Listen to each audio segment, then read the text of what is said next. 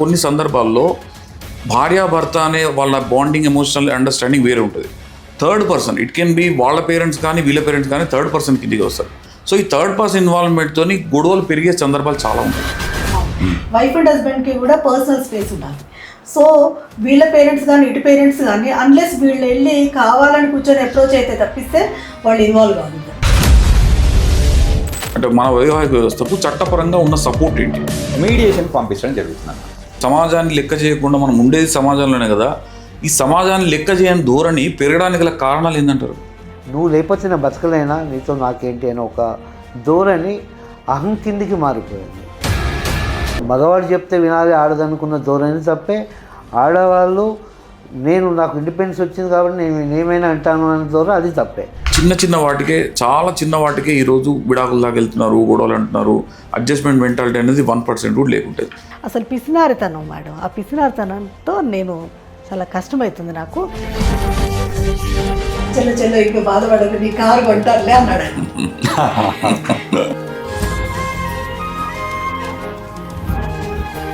నేను ఇంత తాగుబోతైనా నన్ను భరిస్తుంది, ఇంక అంతకంటే ఏం కావాలి సార్? లేదు, ఆయన కూడా మంచోడే కానీ తాగుడు వచ్చినాయి. ఇందులో అమ్మాయిలకు జరిగినంత న్యాయం అబ్బాయిలకు జరుగుతుందా?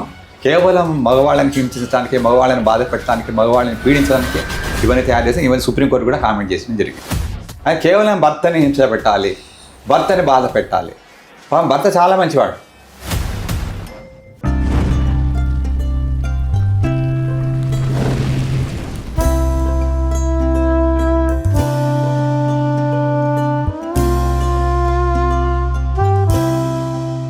హాయ్ గైస్, దిస్ ఇస్ శ్రీరామలన్లా. Welcome to my channel Sans studios. So last session మీరు చూశారు, ప్రీ మ్యారిటల్ ఇష్యూస్ గురించి చూశారు.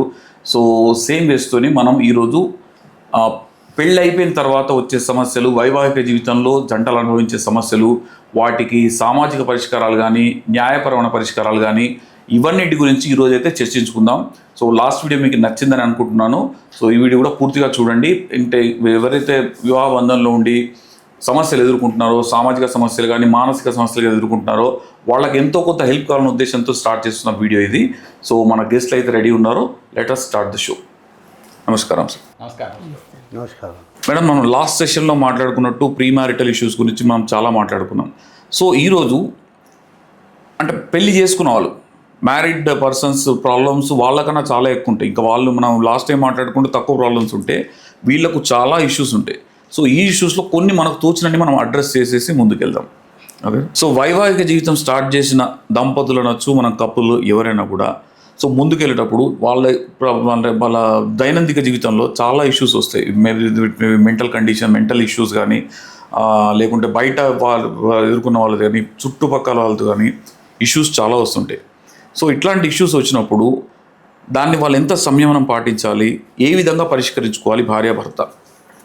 ఇప్పుడు ఫస్ట్ వాళ్ళిద్దరి మధ్యలో మంచి రిలేషన్షిప్ ఎస్టాబ్లిష్ అయింది అనుకోండి, బయట నుంచి వచ్చిన ఏ సమస్యనైనా ఇద్దరు కలిసి ఎదుర్కోగలుగుతారు. సో అది ఈజీ కూడా అవుతుంది. సొసైటీ నుంచి కానీ, ఇటు వాళ్ళ పేరెంటల్ నుంచి కానీ, ఇటు అత్తమామ నుంచి కానీ, అమ్మాయి అత్తమామ నుంచి వచ్చిన అబ్బాయి అత్తమామ నుంచి వచ్చిన పరిష్కారాలైనా ఏవి ఇద్దరు రిలేషన్షిప్ స్ట్రెంథన్ అయినప్పుడు ఈజీ అవుతుంది. సో వీళ్ళిద్దరు రిలేషన్షిప్ స్ట్రెంథన్ అవ్వాలంటే ఏంటి?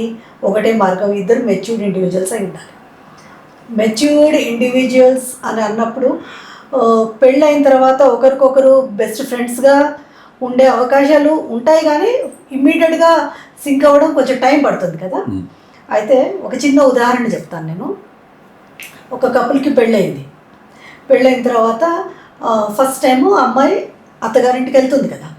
వెళ్ళిన తర్వాత అమ్మాయి నాన్ వెజ్ తినదు.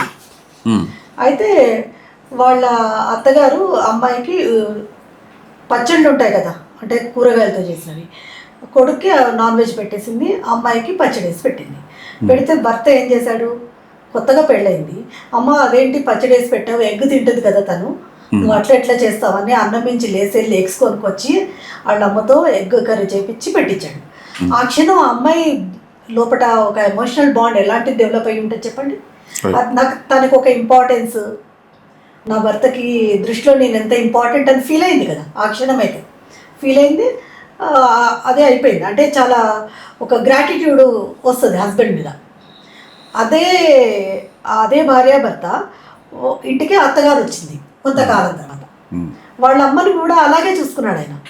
మా అమ్మకి ఏం కర్రీ చేసి పెట్టావు, మా అమ్మకి ఇట్లా ఇష్టము, ఇట్లా చేసి పెట్టాలి నువ్వు అని అదే కేర్ తీసుకున్నప్పుడు ఆ మదర్కి ఎట్లాంటి యాటిట్యూడ్ డెవలప్ అయి ఉంటుంది, కొడుకు మీద ఒక చాలా కాన్ఫిడెన్స్ వచ్చి ఉండదా.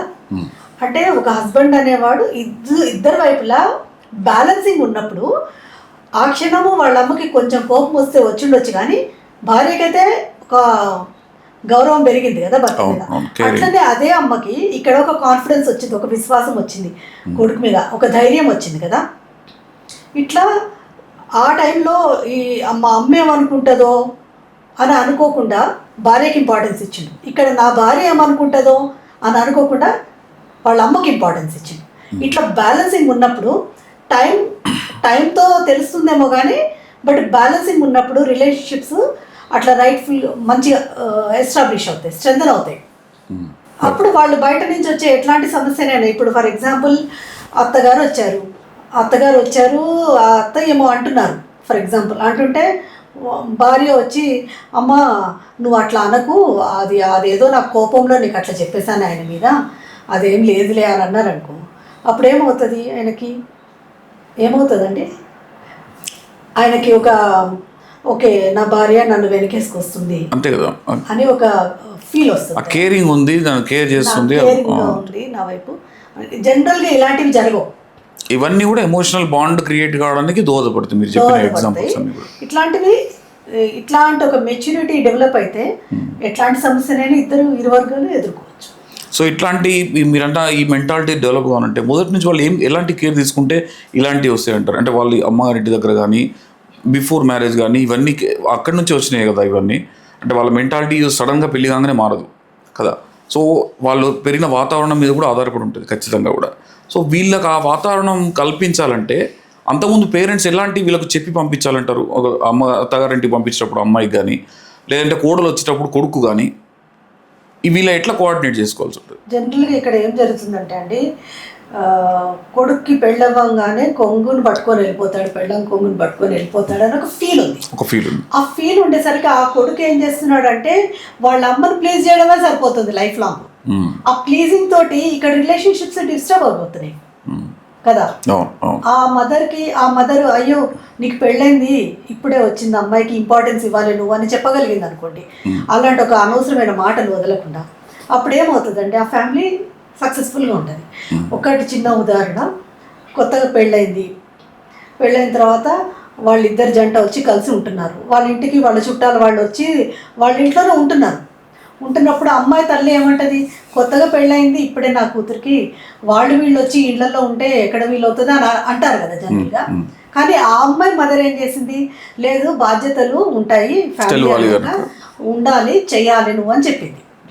జనరల్గా ఈ రోజుల్లో ఏం జరుగుతుంది, మీరు చేసుకోవడమే కష్టమవుతుంది, నువ్వే చాలా టైర్డ్ అవుతున్నావు, ఇంకా వాళ్ళందరూ వద్దని చెప్పేసి అంటున్నారు. ఆ అమ్మాయి లోపల ఏం డెవలప్ అవుతుంది, కూతురు లోపల ల్యాకింగ్ డెవలప్ అవుతుంది, డిటాచ్మెంట్ డెవలప్ అవుతుంది. చూడండి మొత్తం టోటల్ బాడీలో ఎక్కడో ఫింగర్కి ఇక్కడ కోసుకున్నా కూడా మొత్తం బాడీ నొప్పి వేస్తుంది. అట్లనే రిలేషన్షిప్స్లో కూడా రిలేషన్షిప్ని స్ట్రెంథన్ చేయకుండా డిస్కనెక్ట్ చేస్తూ వెళ్తుంటే ఎక్కడికి వెళ్తున్నాయి ఆ డిస్కనెక్షన్స్, లాస్ట్కి వాళ్ళతో వాళ్ళే సరిగా ఉండలేకపోతున్నారు, పర్సనల్గా వాళ్ళతో వాళ్ళకే డిటాచ్మెంట్ వస్తుంది, అట్లా రిలేషన్స్ విచ్ఛిన్నం అవుతాయి. ఓకే, ఇప్పుడు వీళ్ళ పిల్లల ప్రాబ్లమ్స్లో పడ్డ వాళ్ళ అటు సైడ్ పేరెంట్స్ కానీ ఇటు సైడ్ పేరెంట్స్ కానీ ఇందాక మీరు అన్నట్టుగా ఎంతవరకు ఇన్వాల్వ్ కావాలి, దానికి ఏమైనా లిమిటేషన్ ఉంటుంది, ఎంతవరకు ఇన్వాల్వ్ అయితే బాగుంటుంది? అంటే నేను ఎందుకంటే ఈ ప్రశ్న అడుగుతాను అంటే కొన్ని సందర్భాల్లో భార్యాభర్త అనే వాళ్ళ బాండింగ్ ఎమోషనల్ అండర్స్టాండింగ్ వేరే ఉంటుంది. Third person, it can be వాళ్ళ పేరెంట్స్ కానీ వీళ్ళ పేరెంట్స్ కానీ థర్డ్ పర్సన్ కిందికి వస్తారు. సో ఈ థర్డ్ పర్సన్ ఇన్వాల్వ్మెంట్తో గొడవలు పెరిగే సందర్భాలు చాలా ఉంటాయి. సో అట్లాంటప్పుడు ఈ తల్లిదండ్రులు, వాళ్ళ తల్లిదండ్రులు వీళ్ళ తల్లిదండ్రులు ఎలాంటి సంయమనం పాటించాలి, ఏ విధంగా వాళ్ళని డీల్ చేయాల్సి ఉంటుంది? యాక్చువల్లీ అక్కడ సింపుల్ ఏంటంటే జస్ట్ స్పేస్ ఇచ్చేయాలి వాళ్ళకి. ప్రతి ఒక్కరికి పర్సనల్ స్పేస్ ఉంటుందండి. వైఫ్ అండ్ హస్బెండ్కి కూడా పర్సనల్ స్పేస్ ఉండాలి. సో వీళ్ళ పేరెంట్స్ కానీ ఇటు పేరెంట్స్ కానీ అన్లెస్ వీళ్ళు వెళ్ళి కావాలని కూర్చొని అప్రోచ్ అయితే తప్పిస్తే వాళ్ళు ఇన్వాల్వ్ కాకూడదండి. ఇన్వాల్వ్ అయితే మాత్రం ఏమవుతుందంటే చిన్నది కూడా పెద్దగా అయిపోతుంది.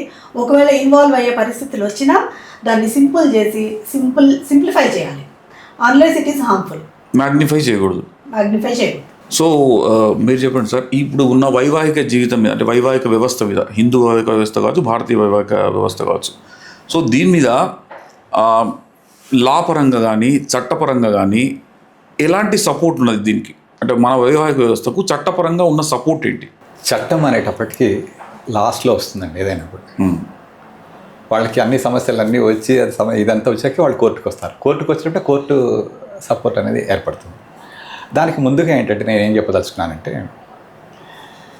ఏదైనా ఒక సమస్య వచ్చినప్పుడు అంతకుముందు మనం ప్రీ మ్యారిటల్ గురించి మాట్లాడుకున్నాం. ఇప్పుడు పోస్ట్ మ్యారిటల్ గురించి వచ్చేటప్పటికి ప్రీ మ్యారిటల్కి దీనికి తేడా ఏంటంటే, ప్రీ మ్యారిటల్ అంటే వాళ్ళిద్దరు కూడా కలిసి ఉండొచ్చు, కలిసి ఉండకపోవచ్చు. రైట్. కలిసి ఉండడానికి మార్గాలు అది సపరేట్ సబ్జెక్ట్ అవుతుంది. పోస్ట్ మ్యారిటల్ దగ్గరికి వచ్చేటప్పటికి వాళ్ళు కలిసే ఉంటారు ఖచ్చితంగా. కలిసి ఉన్నారు అని అంటే ఖచ్చితంగా అక్కడ ఏదో ఒక సమస్య వస్తుంది. సమస్య లేని కుటుంబం అంటూ ఉండదండి. ఉండదు. 100 కుటుంబాలంటే 100కి 100 కుటుంబాలను ఖచ్చితంగా చిన్నదో పెద్దదో గొప్ప ఏదో ఒకటి సమస్య అయితే ఉంటుంది. ఆ సమస్య వచ్చినప్పుడు ఆ సమస్యని మరీ కొన్ని పెద్ద సమస్యలు కూడా వచ్చినప్పుడు పెద్ద సమస్యలు కూడా చిన్న సమస్యలు చేసి ఆ సమస్యలు పోగొట్టుకొని సంసారం చేసుకునే కుటుంబాలు చాలా ఉన్నాయి. అవును. కొన్ని కుటుంబాలలో చిన్న సమస్యే, చిన్న ఎగ్జాంపుల్ చెప్తాను. భార్యాభర్త కొత్తగా పెళ్లి చేసుకున్నారు. టీ పెట్టుకురాపో అన్నాడు ఆమె. నేను పెట్టుకురావాలా టీ, నువ్వేం చేస్తావు, నువ్వు పెట్టచ్చు కదా అని చెప్పి గొడవచ్చు. దాని గురించి అది లోపలే ఉంటుంది. దాని మీద రకరకాలుగా చిలవలు వలవలు అవి ఇవి చేసి చివరికి వేరే కారణం మీద కోర్టుకు వస్తారు. డైవర్స్ కోసమో లేకపోతే ఇంకో దానికోసం. సో జెండర్ ఈక్వాలిటీ అక్కడ ఇప్పుడు అది వచ్చింది. అలాంటప్పుడు అక్కడ భార్యాభర్త ఇద్దరిలో కూడా సంయమనం అనేది చాలా అవసరం. వాడు తెలుసో తెలియకో అట్లా అన్నాడు. అలా కాకుండా ఇంకో పద్ధతిలో సమయం ఇప్పుడు ఎంత అవుతుంది, 3-4 అవుతుంది కదా, టీ తాగితే ఎలా ఉంటుందంటావు అని ఒక మాట అనుంటే, అంటే ఆ మెచ్యూరిటీగా అది వచ్చినప్పుడు ఆ సమస్య అనేది రాదు. దాన్ని ఏ విధంగా చెప్పాలి, ఎట్లా చెప్పాలి అనేది ఇరు వర్గాలు, ఇరు పార్టీలు కూడా ఆలోచన చేసుకొని చేస్తారు. ఎప్పుడు ప్రీ మ్యారిటల్ అదే పోస్ట్ మ్యారిటల్ దీనికి వచ్చినప్పుడు అక్కడ వాళ్ళకి ఆ విధంగా గైడెన్స్ ఇస్తారు, తర్ఫీదు ఇస్తారు. ఒక సమస్య వస్తే ఎలా దాన్ని దూరం చేసుకోవాలి, సరే ఒక ఎక్స్ప్రెషన్ ఏదైనా ఇప్పుడు నేను టీ తాగాలనుకుంటున్నాను ఎలా చెప్తే బాగుంటుంది, ఇలాంటివన్నీ కూడా పోస్ట్ మ్యారిటల్ దీని లోపల వాళ్ళకి కౌన్సిలింగ్ లోపల ఇవ్వటం జరుగుతుంది అన్నమాట. ఓకే. అయితే ఇక్కడ ముఖ్యంగా మీరు అన్నారు ఏంటంటే చట్టం ఎలా వాటికి సపోర్ట్ వస్తుంది అని చెప్పేసి.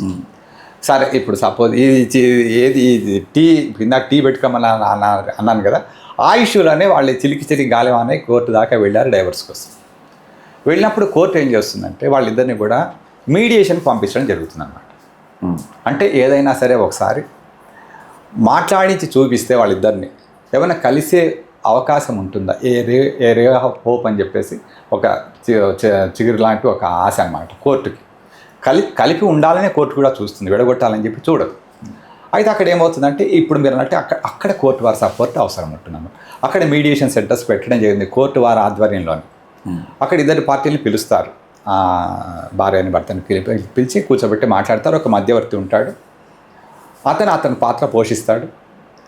వీళ్ళు అక్కడ ఏదైనా సమయాన్ని పాటించి కలిసే సందర్భాలు కూడా ఉన్నాయి, కలిసిన సందర్భాలు కూడా చాలా ఉన్నాయి. కొంతమంది కలవలేదు, అట్లా విడిపోయిన అవి కూడా ఉంటాయి. It differs from subject to subject, case to case. అయితే ఇక్కడ ఆ కోర్టు ఆ విధంగా సపోర్ట్ చేస్తుంది. ఇప్పుడు కలవలేని పరిస్థితిలో ఉన్నప్పుడు, ఇంకా వాళ్ళు ఇంకా అన్బేరబుల్ అయినప్పుడు, ఇక ఆ పద్ధతి మనం కొన్ని ఇక్కడ మనం డిస్కస్ చేయలేం. అప్పుడు ఇది చేసినప్పుడు వాళ్ళు కోర్టు వారు అప్పుడు కూడా సపోర్ట్గా వస్తారు. ఎలా వస్తారు? డైవర్స్ అనే కాగితం ఇస్తారు.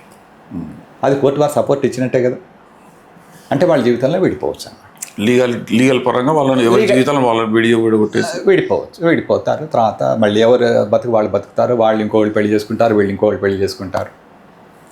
ఇక్కడ ఇంకొక చిన్న ఇష్యూ ఏంటంటే, వాళ్ళు కొంతకాలం మళ్ళీ డైవర్స్ అయిపోయిన తర్వాత ఇరు పార్టీల వాళ్ళు మళ్ళీ పెళ్లి చేసుకోవాలి, అదే పార్టీల వాళ్ళు మళ్ళీ చేసుకోవాలనుకున్నారు అనుకుంటూ బేస్డ్ ఆన్ డిఫరెంట్ బ్యాక్గ్రౌండ్స్. ఏంటంటే పిల్లలు ఉండొచ్చు, లేకపోతే ఇంకా అంతకుముందు వచ్చిన తర్వాత పెళ్లి చేసుకున్న తర్వాత ఇద్దరు కూడా వీళ్ళకంటే భయంకరమైన వాళ్ళు దొరికి ఉండొచ్చు, వీళ్ళకి కానీ వాళ్ళకి కానీ. ఇట్లా డిఫరెంట్ ఇష్యూస్ మళ్ళీ వాళ్ళు ఇద్దరు కావాలని ఒకటి అవుదామని అనుకున్నారు. వాళ్ళిద్దరు వచ్చి మా ఇద్దరు డైరెక్ట్గా పెళ్లి చేసుకుంటే ఆ పెళ్లి చెల్లుబాటు కాదండి. ఇక్కడ ఆల్రెడీ కోర్టు వాళ్ళకి ఒక ఆర్డర్ పాస్ చేసింది, డిగ్రీ పాస్ చేసింది విడిపోమని చెప్పేసి. మరి వీళ్ళిద్దరు వచ్చి డైరెక్ట్గా కలిసిపోతే మధ్యలో ఆ ఇచ్చిన డిగ్రీ ఏమైపోతుంది, ఆ కోర్టు ఏమైపోతుంది, ఆ జడ్జి గారు ఏమైపోతుంది, ఆ జడ్జిమెంట్ ఏమైపోతుంది. అంటే దానికి మరి మళ్ళీ అన్న ఆప్షన్ ఉందా కలవాలనుకుంటే? మళ్ళీ దానికి వెళ్ళి వాడు కోర్టుకి వెళ్ళి మేము ఇట్లా కలవాలనుకుంటున్నా అని చెప్పి ఆ యొక్క డిగ్రీని రీయూనియన్ కింద మళ్ళీ సపరేట్ పిటిషన్ వేసుకోవాలి. రీయూనియన్ కింద సపరేట్ పిటిషన్ వేసుకొని ఆ డిగ్రీని నల్ అండ్ వాయిడ్ క్యాన్సిల్ చేసుకొని అప్పుడు మళ్ళీ పెళ్లి చేసుకొని అప్పుడు ఆ పెళ్లి చెల్లుబాటు అవుతుంది. ఈలోపు సపోజ్ ఆ డిగ్రీని అట్లానే ఉంచి వీళ్ళు పెళ్లి చేసుకుంటే మళ్ళీ సమస్య వచ్చినప్పుడు కోర్టు సపోర్ట్ రాదు. ఇక్కడ ఆల్రెడీ కోర్టు ఇచ్చిన ఆర్డర్ ఉంది కదా అక్కడ. అవును, ఆల్రెడీ దాన్ని ఉల్లంఘించి మీరు దానికి వ్యతిరేకంగా దానికి ఇదిగా మీరు ఇది చేశారు కాబట్టి ఇప్పుడు మీరు కోర్టు వారు ఎలా సహాయపడతారంటే చెప్తున్నాను అన్నమాట. అదే సార్. అంటే అట్లాంటి పరిస్థితుల్లో కోర్టు సహాయపడదు. ఓకే. సో ఇప్పుడు ఈ రెండోసారి మళ్ళీ విడిపోవాలనుకుంటే మళ్ళీ విడగొడుతుందా కోర్టు? ఇంకా ఒకటండి, అక్కడ ఇప్పుడు కలిపి ఉంచడానికే కోర్టు కూడా ప్రయత్నం చేస్తుంది సాధ్యమైనంత వరకు. తప్పని పరిస్థితుల్లో విడగొట్టడం ఇంకా మళ్ళీ 1, 2, 3 అని ఏం లేదండి. ఎన్నిసార్లు అయితే అన్నిసార్లు okay. Process continue, same process will continue for ever. Sir మీరు చెప్పండి, ఇప్పుడు ఈ జనరల్గా మంచి అంటే ఒక అన్యోన్యమైన కుటుంబం ఉంటే దాన్ని ఎవరు సమాజం కూడా హర్షిస్తుంది, అన్నీ చేస్తుంటుంది. ఈ జనరల్గా గొడవలు పెట్టుకునే వాళ్ళు ఉంటారు. అంటే ఇప్పుడు ఏదైతే వైవాహిక జీవితంలో ఉన్నవాళ్ళు భార్యాభర్త గొడవలు పెట్టుకుంటే వాళ్ళు ఉంటారు, చాలా గొడవలు పడుతుంటారు. బయటికి చూడడానికి కూడా సమాజానికి బయట మన ఇంట్లో 4 గోడల మధ్యలో జరగాల్సిన ముచ్చటిని కూడా గడవని బయట రోడ్డు మీద పడ్డ వాళ్ళు కూడా చాలామంది ఉంటారు. సో ఇట్లాంటి వాటిని సమాజం ఏ కోణంతో చూస్తుంది? వాళ్ళకి ఇచ్చే రెస్పెక్ట్లో ఏమైనా తేడా ఉంటుందా? ఎలా చూస్తుంది ఈ సమాజం దీన్ని? అది ఆ విషయానికి వస్తే మారుతున్న సమాజ క్రమంలో ఇన్ఫ్యాక్ట్ ఒకప్పుడు చాలా అవమానంగా ఫీల్ అయ్యేవారు. కాబట్టి అప్పుడు కష్టాలున్నా నష్టాలున్నా కొంచెం బైండింగ్ ఫీల్ అయ్యి సర్దుబాటుతో కలిసి ఉండడం అనేది మన వ్యవస్థలో ఉండేది. పోయిన 30, 40 ఏళ్ళు, 50 ఏళ్ళు. ప్రస్తుతం ఏ స్టేజ్కి వచ్చింది అంటే ఇంకా సమాజం అంటే కూడా భయం తగ్గిపోయింది. ఓకే, నాకు నచ్చలేదు కాబట్టి నచ్చలేదు, ఇంకా నేను దాన్ని ఎందుకు భయపడాలి అని ఒక ధోరణి ఎక్కువైంది. ఇండివిజువాలిటీ ఒకటి పెరగడం బాగా అయిపోయింది. ఆత్మగౌరవం వేరు, అహం వేరు. సో ఇక్కడ ఆత్మగౌరవం వరకు అన్నీ బాగుంటాయి, అహం స్టేజ్కి వచ్చినప్పుడే సమస్యగా మారుతాయి. అప్పుడు బాధ్యత కోల్పోతారు. సో కాబట్టి అప్పుడు వాళ్ళు సమాజం అంటే డోంట్ కేర్ అనే ధోరణికి వచ్చినప్పుడు ఖచ్చితంగా వాళ్ళు ఆ ధోరణికి వెళ్ళడం జరుగుతుంది. సమాజంలో కుటుంబం ఖచ్చితంగా గౌరవం కోల్పోవడం జరుగుతుంది. ఎందుకు ఇలా అవుతున్నా అంటే సమాజాన్ని లెక్క చేయకుండా మనం ఉండేది సమాజంలోనే కదా. ఈ సమాజాన్ని లెక్క చేయని ధోరణి పెరగడానికి గల కారణాలు ఏంటంటారు? మన సమాజంలో వచ్చిన మార్పులే తీసుకోండి, మన వ్యవస్థలు. అదే మళ్ళీ వెనక్కి వెళ్తే ఒకప్పుడు జాయింట్ ఫ్యామిలీస్ ఏవైతే ఉన్నాయో ఆ వ్యవస్థల్లో ఒక గ్రామ వ్యవస్థ, దానికి మళ్ళీ అర్బన్ వ్యవస్థలో ఫ్రీడమ్ అండ్ స్పేస్ ఎక్కువ ఫీల్ అవుతారు అందరూ, ప్రైవసీని ఎక్కువ ఫీల్ అవుతున్నారు ఒక పార్ట్. రెండో పార్ట్కి వస్తే అన్ఫార్చునేట్లీ ఎడ్యుకేషన్ అనేది ఒక, నా ఒపీనియన్ నేను గ్రహిస్తున్న దాంట్లో దే ఆర్ ఓన్లీ లిటరేట్స్ అనే ఒక technical literates, non technical literates తయారై వాళ్ళకి ఎంప్లాయ్మెంట్ వస్తుంది. బట్ ఎడ్యుకేషన్ అనేది తగ్గుతుంది. అంటే జ్ఞానము వాళ్ళకి ఏదైతే ఉండాలి వ్యక్తులుగా ఎదగాలో అది తగ్గడం వల్ల బాధ్యతగా నేను ఒక పెళ్ళి అనేది ఒక జీవితంలో ఒక బాధ్యత. నేను ఇందులోకి వచ్చినాక నాకు పుట్టిన బిడ్డల కోసం నేను ఒక పెద్ద బాధ్యత గల తల్లిని తండ్రిని అనే ఒక ఆలోచన, ఇవన్నీ లోపించి ఇగో అంటే ఇప్పుడు మనకు వచ్చిన సమాజంలో వచ్చిన మార్పులు ఇంకో దురదృష్టకరమైన విషయం ఏంటంటే మారుతున్న ఈ వ్యవస్థలో న్యూక్లియర్ ఫ్యామిలీస్ ఏవైతే వచ్చాయో పనులను కూడా షేర్ చేసుకోవడం అనేది ఒక అవసరం. ఒకప్పుడు జాయింట్ ఫ్యామిలీ ఉన్నప్పుడు అవసరాలు కొంచెం ఆడ మగ పనులు వేరువేరుగా ఉండేవి. ఇప్పుడు ఇక్కడ నేను మగవాడిని కూర్చొని ఇద్దరు ఆఫీస్ నుంచి రిటర్న్ వస్తాము, రాగానే టీ తీసుకురా అంటే నువ్వు పెట్టవచ్చు కదా అంటే ఆడవాళ్ళు చేసే పని అయిన ధోరణి. ఎందుకు అంటే ఈ అబ్బాయి కానీ ఇటు అమ్మాయి కానీ పెంపకంలో అంతకుముందు జరిగిన వాళ్ళ పెంపకం 30-40 20-30 వెనక్కి వెళ్తే ఆడ అంటే ఈ పని చేయాలి, మగంటే ఆ పని ఓరియంటేషన్ ఎక్కువ ఉన్నప్పుడు వాళ్ళు దాన్ని యాక్సెప్ట్ చేయలేకపోవడం.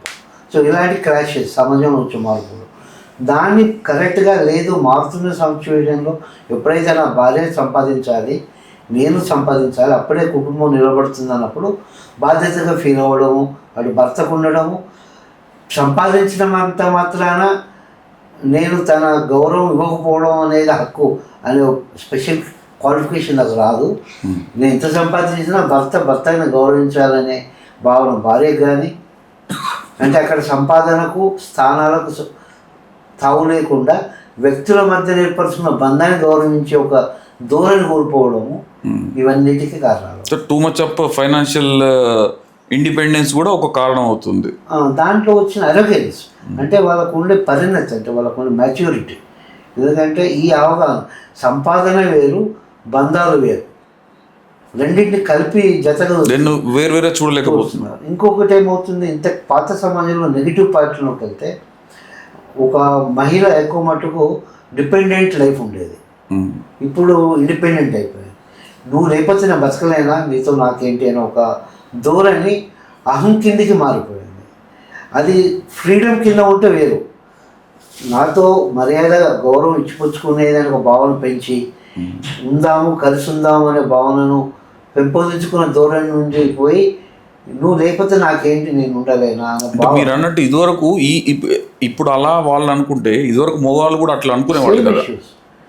అంటే మనము దాన్ని జస్టిఫై ఒకటి ఏమంటారు మాట్లాడలేము కదా. రెండు యాంగిల్ అబ్సల్యూట్లీ నేను అదే అంటున్నా. మగవాడు చెప్తే వినాలి ఆడదనుకున్న ధోరణి తప్పే, ఆడవాళ్ళు నాకు ఇండిపెండెన్స్ వచ్చింది కాబట్టి నేను ఏమైనా అంటాను అన్న ధోరణి అది తప్పే. ఈ రెండు కాకుండా ఇవన్నిటికీ వివాహ బంధంలో ఒక భర్త భార్య మధ్యన ప్రేమ అనుబంధము, మ్యూచువల్ రెస్పెక్ట్ అంటే అదే ఒకరికిచ్చుకున్న గౌరవము, బాధ్యతగా ఉండడము అనే భావాలు కరెక్ట్గా పాజిటివ్గా బిల్డ్ అయినప్పుడు ఇవి కనబడు సమస్యలుగా రావు. అన్ఫార్చునేట్లీ నెగిటివ్ ముందు ఎక్కువ ప్రొజెక్ట్ అవుతుంది, అవి సమస్య. ఒకవేళ మిస్టేక్లో వచ్చినా కూర్చొని దాన్ని తీర్చుకుందాం అనే ధోరణి ఉండకుండా ఇంతకుముందు మనం మాట్లాడుతున్న మన మిత్రులు చెప్పిన క్రమంలో రెండు కుటుంబాలు దానిలో ఇన్వాల్వ్ అయ్యే సమస్య. దాంట్లో ఇంకొక ఇంపార్టెంట్ పాయింట్ ఏంటంటే, చాలా ముఖ్యమైన పాయింట్ భార్యాభర్తలకు మిస్ అవుతున్నది గమనిస్తే, ఇద్దరు పెళ్ళైనాక ఒక కుటుంబం అవుతారు. ఇది కుటుంబం, అటు అమ్మాయి కుటుంబం కానీ ఇటు అబ్బాయి కుటుంబం కానీ వాళ్ళకు బంధం ఉన్న మొదటి కుటుంబాలు కాకుండా వీళ్ళు మాట్లాడుకున్న ఎన్నో జంటలు నేను చూసిన దాంట్లో నీ వాళ్ళు ఇట్లా చేస్తారంటే నీ వాళ్ళు ఇట్లా చేస్తారు. ఇంకా ఎంతసేపు నువ్వు నేను అనేది మనము అనే భావన రావట్లేదు. That is fundamental gap. అది చాలా పెద్ద గ్యాప్. అది అంటే ఇవన్నీ చెప్పడానికి మీరు అన్నట్టు ఇదివరకు ఉమ్మడి కుటుంబాలు ఉండేది కనుక ఇంట్లో తాతో వాళ్ళు వీళ్ళు ఉంటే చెప్పేవాళ్ళు. ఒకవేళ గొడవలు వచ్చినా కూడా వాళ్ళు సర్దు అంటే అట్లా కాదు బిడ్డ ఇట్లా అని చెప్పేసి అడ్జస్ట్ చేసేవాళ్ళు. ఇవాళ న్యూక్లియర్ ఫ్యామిలీస్ ఉంటున్నారు కనుక ఎవరికి సంబంధం లేకుండా చెప్పేవాళ్ళు లేకుండా చెప్పాల్సిన వాళ్ళు బాధ్యతగా చెప్పాల్సిన కుటుంబాలు ఏవైతే రెండు ముఖ్యమైనవి, అటు అమ్మాయి కుటుంబం ఇటు అబ్బాయి కుటుంబాల్లో బాధ్యత లేకుండా ఉండడం ఎక్కువ అవుతుంది. నీకేమైతే ఏంటి మేము చదవలేమని నువ్వు వచ్చేసాయి వాడేంటి అని అమ్మాయి చెప్పడం, అదేంటి అదేంటి అది బాగా ఎక్కువ వేస్తుంది, ఉద్యోగం చేయగానే గొప్ప అయిపోయిందా అని అబ్బాయికి చెప్పే తల్లిదండ్రులు. రెండు వైపులో తప్పులు, పర్సెంటేజ్ ముఖ్యం కాదు, బట్ రెండు వైపులో సమస్యలు. అంటే బాధ్యత లేని తల్లిదండ్రుల కుటుంబాలు కూడా ఒక కారణం అవుతుంది. బాధ్యత వాళ్ళని కలిపి ఉంచాలనే బాధ్యతతో ఉన్నప్పుడు ఇవి చాలా వరకు సాల్వ్ చేయవచ్చు మొదటి స్టేజ్లో. సో ఇంట్లో గొడవలు మొదలైనప్పుడు, భార్యాభర్త గొడవలు అయినప్పుడు చిన్న వాటికే చాలా చిన్న వాటికే ఈరోజు విడాకుల దాకా వెళ్తున్నారు, గొడవలు అంటున్నారు. అడ్జస్ట్మెంట్ మెంటాలిటీ అనేది 1% కూడా లేకుంటుంది. సో ఇట్లాంటప్పుడు మీరు యాజ్ ఎ ఫ్యామిలీ కౌన్సిలర్ కదా, మీ దగ్గరికి ఇలాంటి జంటలు వస్తుంటారు కదా, సో వాళ్ళకి మీరు ఎలా చెప్పే ప్రయత్నం చేస్తారు? ఏది ప్రియారిటీ, ఏది చిన్న ప్రాబ్లం, ఏది పెద్ద ప్రాబ్లం అనేది ఎలా, అంటే మీ కౌన్సిలింగ్ విధానం ఎట్లా ఉంటుంది? యాక్చువల్లీ ఏమవుతుందంటే వాళ్ళిద్దరి మధ్యలో ఫస్ట్ మామూలుగానే స్టార్ట్ అవుతుంది. అయితే అది రోజు రోజుకి అది హర్ట్ అయిపోతుంది కదా. ఫర్ ఎగ్జాంపుల్ ఒక ఫ్యామిలీ వచ్చిందండి కోవిడ్ టైంలోనే. ఆయన మంచి ఇన్కమ్ ఉంది, అన్నీ ఉన్నాయి. కార్ కొనడు ఆయన. వైఫ్కి ఏమనిపిస్తుంది, ఈయన ఏంటి కార్ కొనడు, ఎన్ని ఉన్నా అందరు కార్లలో వస్తారు పెళ్ళికి, పిల్లలు ఉన్నారు, 2 పిల్లలు, నేను కార్లో వెళ్తే ఎంత డిగ్నిఫైడ్గా ఉంటుంది, ఈయన కార్ కొనడు, ఈయన ఎంత పిసినిగొట్టు మనిషి అని ఫస్ట్ ఒక థాట్ వచ్చింది ఆమెకి. వచ్చి ఫస్ట్ అడిగింది కార్ కొనుక్కుందామని. లేదు కార్ అంటే ఇప్పుడు వీలవ్వదు, మన ఫైనాన్షియల్ సెట్ అవ్వవు అని ఆయన అన్నాడు. అక్కడితో అయిపోలేదు. రోజు రోజుకి ఆమెకు అది ఆ థాట్ అనేది ఆమె లోపల హర్ట్ అయిపోయి అది పెద్దగా అయిపోయింది. ఇంకా భూతద్దంలో పెట్టినంత అనుకున్నాం కదా ఇందాక, అది చాలా పెద్దగా అయిపోయి అసలు ఈయనతో బ్రతకడం అవసరమా అన్నదాకా వెళ్ళిపోయింది ఆమె. అప్పుడు ఎవరో గైడ్ చేస్తే వచ్చారు. నేనేం చేశానంటే వాళ్ళకి అట్లా కాదు, మీకు ఎంత ఇన్కమ్ వస్తుంది మీరు రాయండి, తనకెంత ఇస్తారు, తనకెన్ని ఖర్చులు, మీ ఇద్దరు ఫైనాన్షియల్ ఉంటాయి కదా ఎంతో కొత్త, మీరు ఇద్దరు 2 పేపర్స్ ఇచ్చేసారు, ఇద్దరు రాశారు మొత్తం. ఇక్కడ మాత్రం జెన్యున్గా హానెస్టీగా ఉండి రాయండి సార్, మీరు కూడా రాయండి అమ్మా అని చెప్పాను. తర్వాత ఫస్ట్ ఏం చెప్పానంటే, ఇప్పుడు మీ వారు కొనట్లేదు అనేదిగా మీ బాధ, అదొక్కటైనా ఇంకా ఏమైనా ఉన్నాయా అంటే, అసలు పిసినారితనం మేడం, ఆ పిసినారితనంతో నేను చాలా కష్టమవుతుంది నాకు. అంటే ఆ పిసినారితనం అని ఎక్కడి నుంచి స్టార్ట్ చేసింది జర్నీ? తను కార్ దగ్గర నుంచి స్టార్ట్ చేసింది. ఆమె మన హ్యూమన్ కాన్షియస్కి ఎట్లుంటుంది అంటే, ఒకటి లేమిడిని చూడడం అలవాటు ముందే, ఆ లేమిడిని చూడడం అలవాటు అయిపోయి ఆమెకి దాంట్లో పిహెచ్డి లెవెల్కి వెళ్ళింది.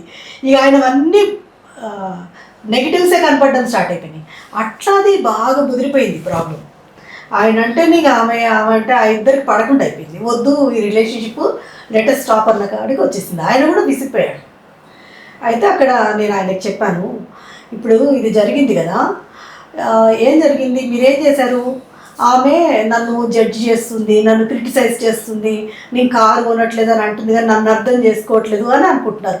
కానీ ఎప్పుడన్నా ఒక్క నిమిషం కూర్చొని ఇగో మన ఫైనాన్షియల్ ఇవి ఉన్నాయి అని ఆమెకు తెలియజేశారా? ఒక్కరోజైనా కూర్చొని ఇగో నేను దీంట్లో ఇన్వెస్ట్ చేస్తున్నా, ఇట్లా ప్లాన్ చేస్తున్నా అని ఒక్కరోజైనా చెప్పారా? ఆమెకు రెస్పెక్ట్ ఇచ్చి చెప్పలేదు. మీరు కూడా ఇద్దరికి ఈక్వేషన్ కరెక్ట్ సెట్ అయింది. సో అందుకే ఇక్కడికి వచ్చారు. సో ఇప్పుడు రాయండి మీరు అని చెప్పాను. చెప్పి నేను అక్కడి నుంచి వెళ్ళిపోయాను. అది రాసిన తర్వాత నాకు చెప్పాల్సిన అవసరం లేదు, నాకు చూపించాల్సిన అవసరం లేదు, మీరు కాన్ఫిడెన్షియల్గా కూడా పెట్టుకోవచ్చు, బట్ యూ షుడ్ అండర్స్టాండ్ అని చెప్పాను. తర్వాత కిందకి వచ్చాను ఒక ½ అన్ అవర్ టైం తర్వాత. వచ్చాక వాళ్ళిద్దరూ మంచిగా రాసుకున్నారు, ఇద్దరు డిస్కస్ చేసుకోవడం స్టార్ట్ చేశారు. కానీ ఆయనకు ఒకటే చెప్పాను, చూడండి సార్, అంటే జనరల్గా అది చెప్పొచ్చో లేదో నాకు తెలియదు కానీ నేను ఒక్కటి చెప్తాను, ఫీమేల్ వైఫ్ మీద మీకు బాధ్యత ఉంటుంది, ప్రేమ ఉంటుంది, కానీ రెస్పెక్ట్ ఉండదు. అది ఏ మేలుకైనా అందరికి వర్తిస్తుంది. అది రెస్పెక్ట్ లేదు అని తెలిస్తే చాలు, మీరు రెస్పెక్ట్ బలవంతంగా తెచ్చుకోవాల్సిన అవసరం లేదు. రెస్పెక్ట్ అయితే లేదు అనేది క్లియర్గా తెలుసుకోవాలి. ఆ రెస్పెక్ట్ లేకపోవడం వల్లనే మీరు ఏమి చెప్పలేదు ఆమెకి, అది కూడా మీరు గ్రహించాలి. రెస్పెక్ట్ ఉన్న బ్రెయిన్కి ఆటోమేటిక్గా ఇంటెలిజెన్స్ పనిచేస్తుంది, అవన్నీ కూడా బ్యాలెన్స్ అవుతాయి అని చెప్పాను నేను ఆయనకి. అది కూడా చెప్పిన తర్వాత వాళ్ళిద్దరు కూర్చొని అన్నీ చేసుకున్నాక ఆమె అనడం మొదలుపెట్టింది, ఓ ఈయన ఇంత బాగా ప్లాన్ చేశాడు అని, మరి ఒక్క మాట చెప్పొచ్చు కదా మేడం, నాకు ఒక్క మాట చెప్పలేదు చూడండి అంతా అని చాలా వెయిట్ చేసింది. అయితే మీరు చెప్పుంటే చూడండి ఈరోజు ఆమెకి మీరు చెప్తే మీ ప్లానింగ్ చూసి ఆమె హ్యాపీ అయిపోయింది కదా. ఆమె హ్యాపీ అయిపోయి ఆమె బాధపడుతుంటే చెల్ల ఇంకా బాధపడదు, నీ కారు కొంటారులే అన్నాడు ఆయన. అండర్స్టాండింగ్ ఇద్దరికి ఒక మ్యూచువల్ రెస్పెక్ట్ డెవలప్ అయింది, బాండింగ్ డెవలప్ అయింది. అంటే కూర్చొని ఆ ఒక్క క్షణం కూర్చొని మాట్లాడుకుందాం అనే ఇంటెలిజెన్స్ పోయింది చూడండి. ఒకరి మీద ఒకరు లేని తనాన్ని చూడడం మొదలుపెట్టారు, ఒకరితో ఒకరు. ఇట్లా ఒక మొత్తానికి ఒక అద్భుతం, ఒక కుటుంబాన్ని నిలబెట్టారు. జనరల్గా కూడా అంతే. ఇప్పుడు చాలా చిన్న ఇష్యూస్ ఉంటాయి, చాలా మందిని చూస్తుంటే పెద్ద పెద్ద గొడవలు అయినట్టుగా ఉంటుంది. బట్ మీరు కనుక మూలాల్లోకి వెళ్ళి చూస్తే ఏం ఉండదు. మీరు అన్నట్టు కారు కొని ఇంకా పెద్ద రీజన్ కారు కొనలేదు అన్న రీజన్, నేను టీ సార్ అన్నట్టుగా నేను టీ పెడితే టీ చెప్తే తీసుకురాలేదని ఒక రీజన్ ఉంటుంది, ఇంకేదో ఉంటుంది, నేను అడిగితే మన సూపర్ మార్కెట్ తీసుకెళ్ళలేదు, షాపింగ్, ఈ రీజన్స్ మేడం. కేర్లెస్నెస్ అంటే టూ మచ్ ఫైనాన్షియల్ ఫ్రీడమ్ కొంతమందికి ఉంటే, కొంతమందికి డిపెండెన్సీ ఉన్న వాళ్ళకి ఇదొక ఇబ్బంది అవుతుంది. ఫైనాన్షియల్ ఫ్రీడమ్ ఉన్న వాళ్ళకేమో అది ఇబ్బంది కాదు, సరే నువ్వు కాకుండా నువ్వే తెచ్చుకుంటా అది ఏదో చేస్తారు.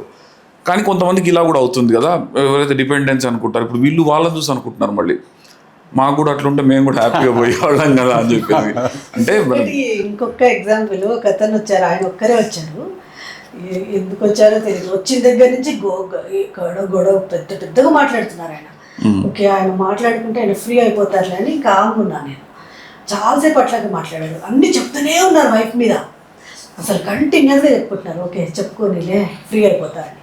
కాసేపు అయ్యాక సార్ వాటర్ తీసుకుంటారా అని అడిగాను. నేను మా వాళ్ళకి చెప్పకుండా నేనే వెళ్ళాను పైకి.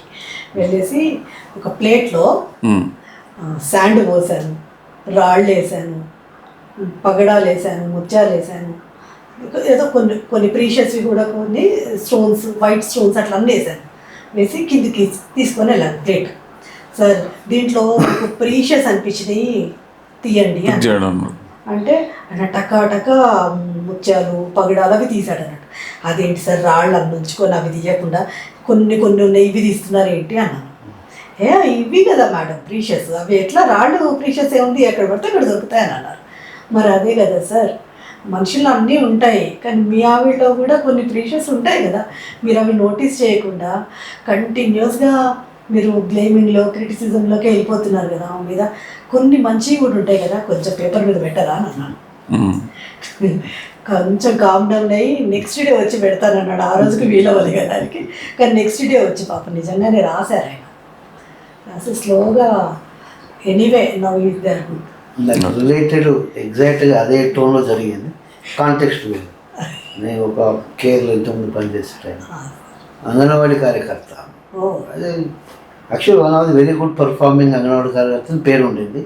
తర్వాత డిటోరియేట్ అయిపోయింది. అది దానికోసం విజిట్కి వెళ్ళాల్సి వచ్చింది ఆఫీస్లో. విజిట్కి వెళ్తే అక్కడ ఏంటి ఆమె ప్రాబ్లం ఉంది, పర్ఫార్మెన్స్ కూడా నెగటివ్ ఎఫెక్ట్ ఉంది.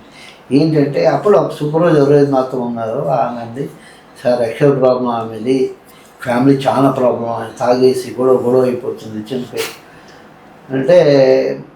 యాక్చువల్గా అక్కడ ఆగిపోవచ్చు, మాకు సంబంధం లేని విషయం. ఎందుకో మన మనసు ఒప్పలే, చూద్దాం పాపం ఆమె ప్రాబ్లమే అర్థం చేసుకుందాం, ఏదో తాను చేసే పని కొంత తర్వాత చూసుకోవచ్చులే, ఇది ఎవరైనా చేస్తారు ప్రాబ్లమ్స్ అని పిలిచి ఏంటమ్మా అంటే అప్పటికి అడిగేవాళ్ళు వినేవాళ్ళు ఉండాలి కదా. ఇది సార్ అది సార్ అంటే మీ ఆయన ఉన్నారు ఇక్కడ అంటే ఆయన పిలిపించాం. ఇద్దరు ఇంకా ఒక అరగంట గంట నాకు తెలిసి ఒకరి మీద ఒకరు చెప్తూనే ఉన్నారు, మేము వింటూనే ఉన్నాం. ఎందుకంటే ఇక పోటీ పడి నాయన మీరు కంప్లీట్గా చెప్పండి, ఇక ఏం మిగలవద్దు, కంప్లీట్ అయిపోయినప్పుడు నా తరఫున అయిపోయిందని చెప్పాను నేను. నాకు తెలిసి ఒక 45 minutes 1 hour దాకా జరిగింది. అంత అయింది, ఇంకా ఏం లేవు అని వెతుక్కుండాలి కాదు. ఇప్పుడు ఒక్క పని చేయాలి ఒకరు మా కోసం, మీ ఆయనలో నచ్చిన ఒక 5 విషయాలు, ఆమెలో నచ్చిన 5 విషయాలు ఇప్పుడు చెప్పాలి మీరు. ఇంతవరకు నెగిటివ్ చెప్పారు, అయిపోయింది, ఇది చెప్పండి. ఒక సైలెన్స్ వచ్చేసి కానీ టక్కాన్న అర్థం స్టార్ట్ చేశాడు అనుకుంటున్నాను. నేను ఇంత తాగుపోతైనా నన్ను భరిస్తుంది, ఇంక అంతకంటే ఏం కావాలి సార్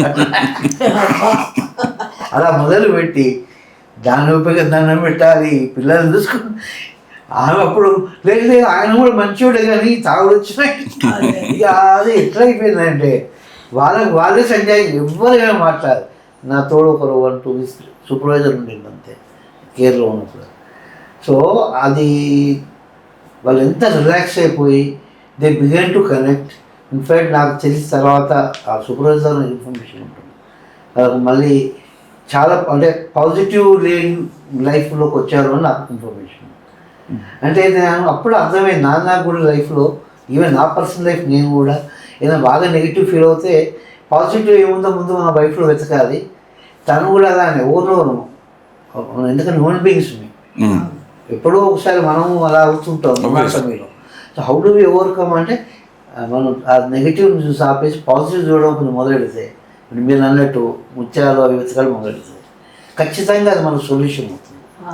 అది నాకు వచ్చింది సేమ్ మీరు చెప్పే సీక్వెన్స్ కాబట్టి. సో మీరు చెప్పండి, ఇప్పుడు ఉన్న ఈ టెక్నాలజీ విపరీతమైన టెక్నాలజీ విరిగిపోయింది, సోషల్ మీడియా విరిగిపోయింది, ఈ కుటుంబ వివాహ బంధాల మీద, ఈ నిలబడడం మీద కానీ కూలిపోవడం మీద కానీ సోషల్ మీడియా ప్రభావం ఎంతవరకు ఉందంటారు? సోషల్ మీడియా ప్రభావం కానీ టెక్నాలజీ ప్రభావం కానీ ఎంతవరకు ఉందంటారు? మీరు చాలా చక్కటి ప్రశ్న వేశారు.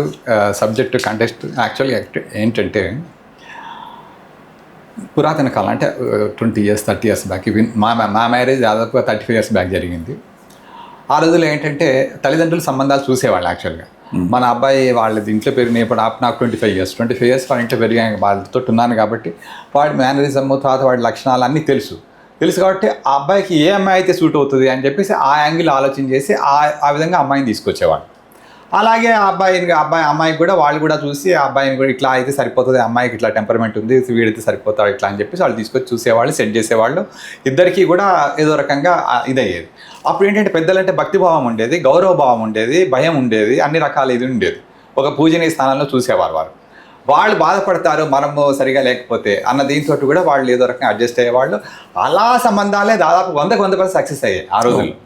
ఆ రోజుల్లో ఇంకా వేరేది ఆల్టర్నేటివ్ లేదు అసలు, వేరే చూసుకోవడం కానీ నిజంగా చెప్పాలంటే మా పెళ్ళప్పుడు మా ఓన్ దీంట్లో మేము అమ్మాయినే చూడలేదు నేను అసలు యాక్చువల్గా మా పాత వాళ్ళే సెట్ చేశారు.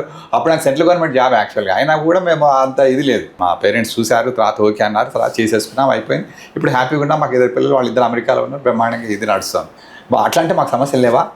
వందల సమస్యలు మాకు. అందులో ఇప్పటికీ మా జాయింట్ ఫ్యామిలీ, మా ఫాదర్ మదర్ మేము అంతా కలిసే ఉంటాం.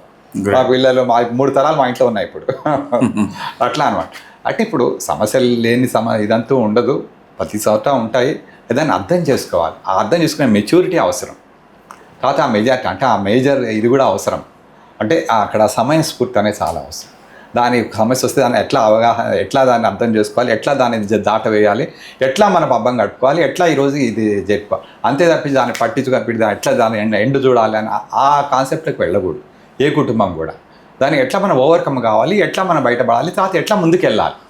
అంతేగాని ఇట్లా వచ్చింది కాబట్టి దాన్ని తొక్కేసేయాలి, పీకేసేయాలి, దాన్ని ముంచేసేయాలంటే ఇంకా అప్పుడు ఏమవుతుంది, అది ఆ కుటుంబం విచ్ఛిన్నం అయిపోతుంది. ఇప్పుడు భార్యాభర్తలు విడిపోతున్నారండి, వాళ్ళ పిల్లలు ఉంటారు.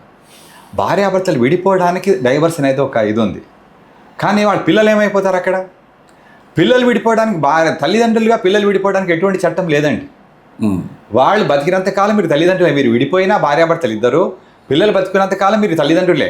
వాళ్ళకి మంచి అయినా చెడైనా సరే తల్లిదండ్రులు ఇద్దరు కూడా సమాన బాధ్యత తీసుకోవాలి. వాళ్ళకి మంచి చెడు చూడాల్సిన బాధ్యత ఇద్దరి మీద ఆధారపడి ఉంటుంది, ఇద్దరి మీద ఉంటుంది. వాళ్ళు విడిపోవచ్చు, వాళ్ళు ఒకళ్ళు మాట్లాడుకోకపోవచ్చు, ఒకళ్ళ ముఖం వాళ్ళు చూసుకోకపోవచ్చు. కానీ వాళ్ళకి మంచి చెడు చేయాల్సి వచ్చినప్పుడు ఇద్దరు కూడా సమాన ఇది తీసుకోవాలి, భాగం తీసుకోవాల్సిన అవసరం ఉందండి. అంటే చాలా సినిమాల్లో చూపించినట్టు విడిపోయినప్పుడు తల్లి దగ్గర ఉంటావా, తండ్రి దగ్గర ఉంటావా అని చెప్పేసి పిల్లలు చాలా, అది మైనర్గా ఉన్నప్పుడు పిల్లలు అంటే 18 సంవత్సరాలు ఉన్నప్పుడు ముఖ్యంగా ఏంటంటే 7 సంవత్సరాల వరకు వచ్చే వరకు కూడా తల్లి దగ్గరే ఉంచుతారు. 7 సంవత్సరాలు వచ్చాక వాళ్ళకి కొంత ఊహ వస్తుంది కాబట్టి వాళ్ళు కావాలని పిటిషన్ వేసినప్పుడు చైల్డ్ కస్టడీ కావాలని అమ్మాయి తల్లి కానీ తండ్రి కానీ ఎవరైనా వేసినప్పుడు అప్పుడు పిల్లల యొక్క కన్సెంట్ కూడా తీసుకుంటారు జడ్జెస్ సాధారణంగా. వాళ్ళకి ఆ మెచ్యూరిటీ, ఇప్పుడు కొంచెం పిల్లలు మానసిక పరిపక్వత సరిగా ఉండదు, వారికి మెచ్యూరిటీ ఇది ఉండదు. అలాంటప్పుడు అలాంటి వాళ్ళకి తీసుకుంటే కష్టం కదా. అందుకని చెప్పేసి వాళ్ళు చూస్తారు అన్ని పరిస్థితులు అర్థం చేసుకొని జడ్జి గారు పిల్లలు బాగానే ఉన్నారు, మంచిగా యాక్టివ్గా ఉన్నారు, మంచిగా ఇది చేస్తున్నారు అన్నప్పుడు వాళ్ళ కన్సెప్ట్ కూడా తీసుకుంటారు. నువ్వు అమ్మాయి దగ్గర ఉంటావు, అమ్మ దగ్గర ఉంటావా, తండ్రి దగ్గర ఉంటావు, ఇట్లా వాళ్ళు పిటిషన్ వేస్తారు, ఏమంటావు అని అంటే వాళ్ళు ఏం చెప్తారో చూసి వీళ్ళు యొక్క దీంతో వాళ్ళ యొక్క చట్టం ఏం చెప్తామో చూసి దాని ప్రకారం వాళ్ళకి ఇవ్వటం జరుగుతుంది. మిగతా వాళ్ళకి విజిటింగ్ రైట్స్ ఇస్తారు. దాని అదంతా మళ్ళీ సపరేట్ కార్యక్రమం, సపరేట్ ప్రోగ్రామ్. అదంతా ఏదేమైనప్పటికీ కూడా ముగ్గురికి వీలుగా వాళ్ళు ఏదైతే పిటిషన్ వేస్తారో దానికి అనుకూలంగా వాదనలు ప్రతివాదనలు అవన్నీ జరిగాక దానికి అనుగుణంగా జడ్జిమెంట్ ఇవ్వడం జరుగుతుంది. అప్పుడు పిల్లలు కన్సల్ట్ తీసుకుంటారు, దాని ప్రకారం ముందుకెళ్తున్నాం. ఇప్పుడు చట్టాల పరంగా చూస్తే విడిపోవాలనుకున్నప్పుడు సరే కలిసి ఉండాలనుకుంటే ఇందాక చెప్పారు, కలిసి ఉండడానికి ఎవరైనా కోర్టులైనా ఎవరైనా ప్రయత్నం చేస్తారు, కలపడానికి మ్యాక్సిమం ప్రయత్నం చేసి కలుపుతారు. నిజంగానే వాళ్ళు విడిపోవాలనుకుని మీ దగ్గరకు వస్తారు అనుకుందాం. సో ఈ విడిపోవడానికి ప్రాపర్ రీజన్స్ అంటూ ఉండాలి కదా. ఉండాలి, కరెక్ట్. సో ఇందులో ప్రాపర్ అంటే మన సబ్జెక్ట్ కంటెస్ట్ కాకపోయినా అడుగుతున్నాను, దీనిలో ఇలాంటి రీజన్స్ ఉంటే మీకు ఇది అవుతుంది, ఇలాంటి కొన్ని ఇన్ఫర్మేషన్ ఇవ్వండి సార్. లేదండి, మన హిందూ మ్యారేజ్ యాక్ట్లో డైవర్స్ తీసుకోవడానికి కూడా కొన్ని గ్రౌండ్స్ ఇవ్వడం జరిగింది. ఆ గ్రౌండ్స్లో అది ఇమిడితేనే వాళ్ళకి చట్టరీత్యా విడాకులు ఇస్తారు. అది కాకుండా వేరేది అయితే ఇవ్వరండి. కేవలం ఆ యొక్క దీని లోపల ఇమ్మడాలి వాళ్ళు చెప్పింది, అప్పుడే చట్టం ద్వారా విడాకులు ఇవ్వడానికి ఆస్కారం ఉంటుంది. ముఖ్యంగా ఏంటంటే డిజర్షన్ అంటే వదిలిపెట్టడం. అంటే భర్త భార్యను వదిలిపెట్టినా, భార్య భర్తను వదిలిపెట్టినా కూడా 1 సంవత్సరం దాటితే వారు విడాకులు తీసుకోవడానికి అర్హులుగా ఉంటారు. అలాగే క్రూరత్వం ఇద్దరు సైడు, భార్య కూడా కొన్నిసార్లు క్రూరత్వం ప్రదర్శించవచ్చు, భర్త కూడా క్రూరత్వం ప్రదర్శించవచ్చు. అట్లాగే ఇంపార్టెన్స్ అనేటప్పటికీ అది పెద్ద సబ్జెక్ట్. అది ఏం చెప్పాలంటే నపుంసకత్వం అంటాము. అయితే అది కూడా ఒక గ్రౌండ్గా పరిగణిస్తారన్నమాట డైవర్స్ కోసం. తర్వాత ఇన్సానిటీ అంటే వాడికి మతిస్థిమితం లేకపోవడం. అంటే కొన్ని ప్రత్యేక పరిస్థితుల్లో ఒకసారి సూర్యుడు, అమావాస్య, పౌర్ణమి ఇట్లా వస్తుంటారు కదా, అవి వచ్చినప్పుడు వాడికి కొంతమందికి ఆరోగ్యరీత్యా కొంత ఇది జరుగుతూ ఉంటుంది అన్నమాట. మైండ్ మెదడు ఇట్లా ఉంటుందన్నమాట. దాని ప్రకారం ఇది చేసినప్పుడు కూడా అది కూడా గ్రౌండ్ కింద భావించి డైవర్స్ ఇవ్వచ్చు అని చెప్పి చట్టం చెప్తాను. ఒక్క మతం నుంచి ఇంకొక మతానికి మారినప్పుడు, నేను ఇప్పుడు హిందూ మ్యారేజ్గా ఉన్నప్పుడు మన ఇద్దరు హిందువులు అయినప్పుడు మనం ఇద్దరు మ్యారేజ్ చేసుకున్నప్పుడు నాకు ఇష్టం లేకుండా మీరు ముస్లిం మతంలోకి మారారనుకోండి, లేకపోతే మీకు ఇష్టం లేకుండా నేను క్రిస్టియన్ మతంలోకి మారాను అనుకోండి, అది కూడా గ్రౌండ్ కింద పరిగణిస్తుంది. దాన్ని రిలీజియస్ కన్వర్షన్ అంటారు. అంటే ఒకరికి ఇష్టం ఉండి ఒకరికి ఇష్టం లేకుండా ఇద్దరు మారితే వాళ్ళకి పర్వాలేదు, ఒకళ్ళు మారి ఇంకొకళ్ళు మారకుండా వాళ్ళకి వ్యతిరేకంగా చేసి జరిగినప్పుడు పెళ్లి చేసుకున్నప్పుడు ఇద్దరు సేమ్ మతమే ఉన్నారు. పెళ్లి చేసిన కొంతకాలానికి నేను లేదు నేను వెళ్ళిపోతాను అన్నా. మ్యూచువల్ కన్సెంట్ లేకుండా చేసుకుంటే అది కంపల్సరీగా ఒక గ్రౌండ్ కింద పరిగణిస్తారనమాట. అలాగే లెప్రసీ, అలాగే ఇంకోటి ఏంటంటే సన్యసించడం అంటే నేను మా హిమాలయాలకు వెళ్ళిపోతున్నాను, నేను ఇంకా అక్కడే పూజలు వ్రతాలు చేసుకుంటాను, అక్కడే తపస్సు చేసుకుంటాను, నాకు ఈ లోకంతో సంబంధం లేదు అని అన్నప్పుడు అది కూడా ఒక గ్రౌండ్ కింద పరిగణించడం జరుగుతుంది. అలాగే ఒక వ్యక్తి వెళ్ళిపోయాడు, ఎటు వెళ్ళిపోయాడో తెలియదు, 7 సంవత్సరాల వరకు అతను రాలేదు, అది కూడా ఒక గ్రౌండ్ కింద భావిస్తారు అనమాట. 7 years వరకు తెలియకపోతే అది కూడా చేసి అది విడాకులు ఇస్తారు. అటు ఎటు పోయాడో తెలియదు, ఏమైపోయాడో తెలియదు, కానీ 7 సంవత్సరాల క్రితమే అతను పోలీసు కేసులో ఏదో ఒక ఇది పెట్టుకోవాలి, కేసు పెట్టినట్టు. అందుకని ఇప్పుడే నిన్న పోతే 7 సంవత్సరాల నుంచి కనిపించట్లేదంటే అట్లా కుదరదు అనమాట. 7 సంవత్సరాల క్రితం పోయినట్టుగా ఒక ఇది పెట్టుకొని దానికి ఒక ఎవిడెన్స్ ఉంటే అది కోర్టు వారు దాన్ని ఇది చేసి, అంత ముఖ్యంగా గవర్నమెంట్ ద్వారా ఒక ఇది ఉండాలి, పేపర్ అనేది ఉండాలన్నమాట, అక్నాలెడ్జ్మెంట్ ఉంటే. సరే, ఇంకొకటి ఇప్పుడు ఈ సెక్షన్లు కరెక్ట్ 498 అంటుంటారు, జనరల్ గృహహింస చట్టం అని ఇవన్నీ మాట్లాడుతుంటారు. సో ఇందులో చాలామంది చాలా చోట్ల గమనిస్తే అబ్బాయిలు కూడా బాధితులు ఉంటారు, అమ్మాయిలు కూడా బాధితులు ఉంటారు. ఇందులో నాకు చిన్న డౌట్, ఇందులో అమ్మాయిలకు జరిగినంత న్యాయం అబ్బాయిలకు జరుగుతుందా? ఇక్కడ ఒకటండి, అక్కడ సబ్జెక్ట్ని బట్టి ఆధారపడి ఉంటుంది, వాళ్ళు పెట్టిన కేసుని బట్టి, తర్వాత వాళ్ళకి చేసిన కాంటెస్ట్ని బట్టి, దీన్ని బట్టి మనము నిర్ధారించడం జరుగుతుందండి. మీరు చూడండి, ముఖ్యంగా 498 కేసెస్ పెడుతున్నారు, కానీ 99% కేసెస్ అన్నీ కూడా పోతున్నాయి తెలుసా? ఒక్కళ్ళు కూడా శిక్ష పడట్లేదు, 1% మాత్రమే శిక్ష పడుతున్నాయి. పెడుతున్నారు అంతా, కానీ అవి ఎక్కడ నిలబడుతున్నాయి? ఈవెన్ 1 or 2% కూడా కేసెస్ నిలవట్లేదు. ఎందుకు అని అంటే అవన్నీ కూడా బోగస్ కేసులని తెలిసిపోతున్నాయి. కేవలం మగవాళ్ళని హింసించడానికి, మగవాళ్ళని బాధ పెట్టడానికి, మగవాళ్ళని పీడించడానికి ఇవన్నీ తయారు చేసి ఈవెన్ సుప్రీంకోర్టు కూడా కామెంట్ చేసిన జరిగింది. ఒకవేళ నిజంగా అబ్బాయి బాధితుడై ఉండి అమ్మాయి కూడా హింస పెడితే అబ్బాయి మీద కేసు పెట్టొచ్చా? అమ్మాయి మీద పెట్టచ్చండి, పెట్టొచ్చా? అబ్బాయి పెట్టచ్చు కంపల్సరీగా. ఓకే, అక్రూరత్వం కిందకి వస్తుంది, అది కూడా డైవర్స్ కింద గ్రౌండ్ అవుతుంది. అది ఇప్పుడు ఇతను 498 పెట్టినప్పుడు కేసు వీగిపోయింది, అది కూడా గ్రౌండ్ కింద తీసుకొని డైవర్స్ పెట్టచ్చు. అతను ఆమె కావాలని ఫాల్స్ కేసు పెట్టుతుంది, తర్వాత ఇట్లా బెదిరిస్తుంది. ఇప్పుడు కొంతమంది ఏమంటే మాట్లాడితే ఆత్మహత్య చేసుకుంటానని బెదిరిస్తుంటారు. మా దగ్గర చాలా కేసులు వస్తున్నాయి. మధ్య ఏది మాట్లాడినా సరే, ఇప్పుడు మంచిలు తీసుకున్నప్పుడు కూడా నేను ఆత్మహత్య చేసుకుంటానంటదంట, లేకపోతే ఏది రూమ్లో కూర్చుంటుందంట, ఏదైనా సరే ఇట్లా కాగితం మీద రాసి వంట జుట్టు పాడేస్తంట, అంతే. ఆ వంట చూస్తే చదువుకొని ఏదో పైనుంచి పడ్డదని చెప్పి మొత్తం తీసి ఏముండదు దాని లోపల. ఏంటి ఆ అబ్బాయి టిఫిన్ తీసుకురాపో, అది మంచం మీద మాత్రం లేదంట అన్నీ. అట్లా చేస్తుంది, కాగితాలు రాసి పడేస్తే కాగితాలు తీసి పెట్టి జాగ్రత్త పెట్టుకొని తీసుకొని వచ్చాడు నాగరి ఇంత కట్ట ఏంటండి. అవన్నీ కూడా గ్రౌండ్స్ కిందకే వస్తాయి, అవన్నీ కూడా క్రూరత్వం కిందకే వస్తాయి, అవన్నీ కూడా ఒక పాయింటే, ఎవిడెన్స్ అనమాట అవన్నీ కూడా. అట్లా ఎక్కడ చేయకూడదు, అట్లా చేయాలని ఎక్కడ లేదు. అయితే రకరకాల మన కంటెస్ట్ మన సబ్జెక్ట్ కాకపోయినా ఎందుకో డౌట్ వచ్చింది, అడిగాను. దీన్ని నేను చెప్పేది అంటే దీని గురించి డిస్కషన్ కాదు, దీని గురించి డిస్కషన్ చేసేసి అందరికీ విషయాలు తెలపాలని ఉద్దేశం కాదు, ఎందుకు డౌట్ వచ్చింది సార్ ముందర అడిగాను అంతే. అయితే అడగటాలు తప్పలేదు, తెలుసుకోవాల్సిన బాధ్యత అందరిది ఉంటుంది. ఒక్కొక్క ఇష్యూ ఒక్కొక్క రకం అండి. ఇప్పుడు ఇందాక మీకు చెప్పాను, ఆమె చాలా విచిత్రమైన మనిషి, వెళ్ళేప్పుడు చాలా బాగుంది, 2 పిల్లలు ఆమెకి. ఆయన కేవలం భర్తని హింస పెట్టాలి, భర్తని బాధ పెట్టాలి. భర్త చాలా మంచివాడు.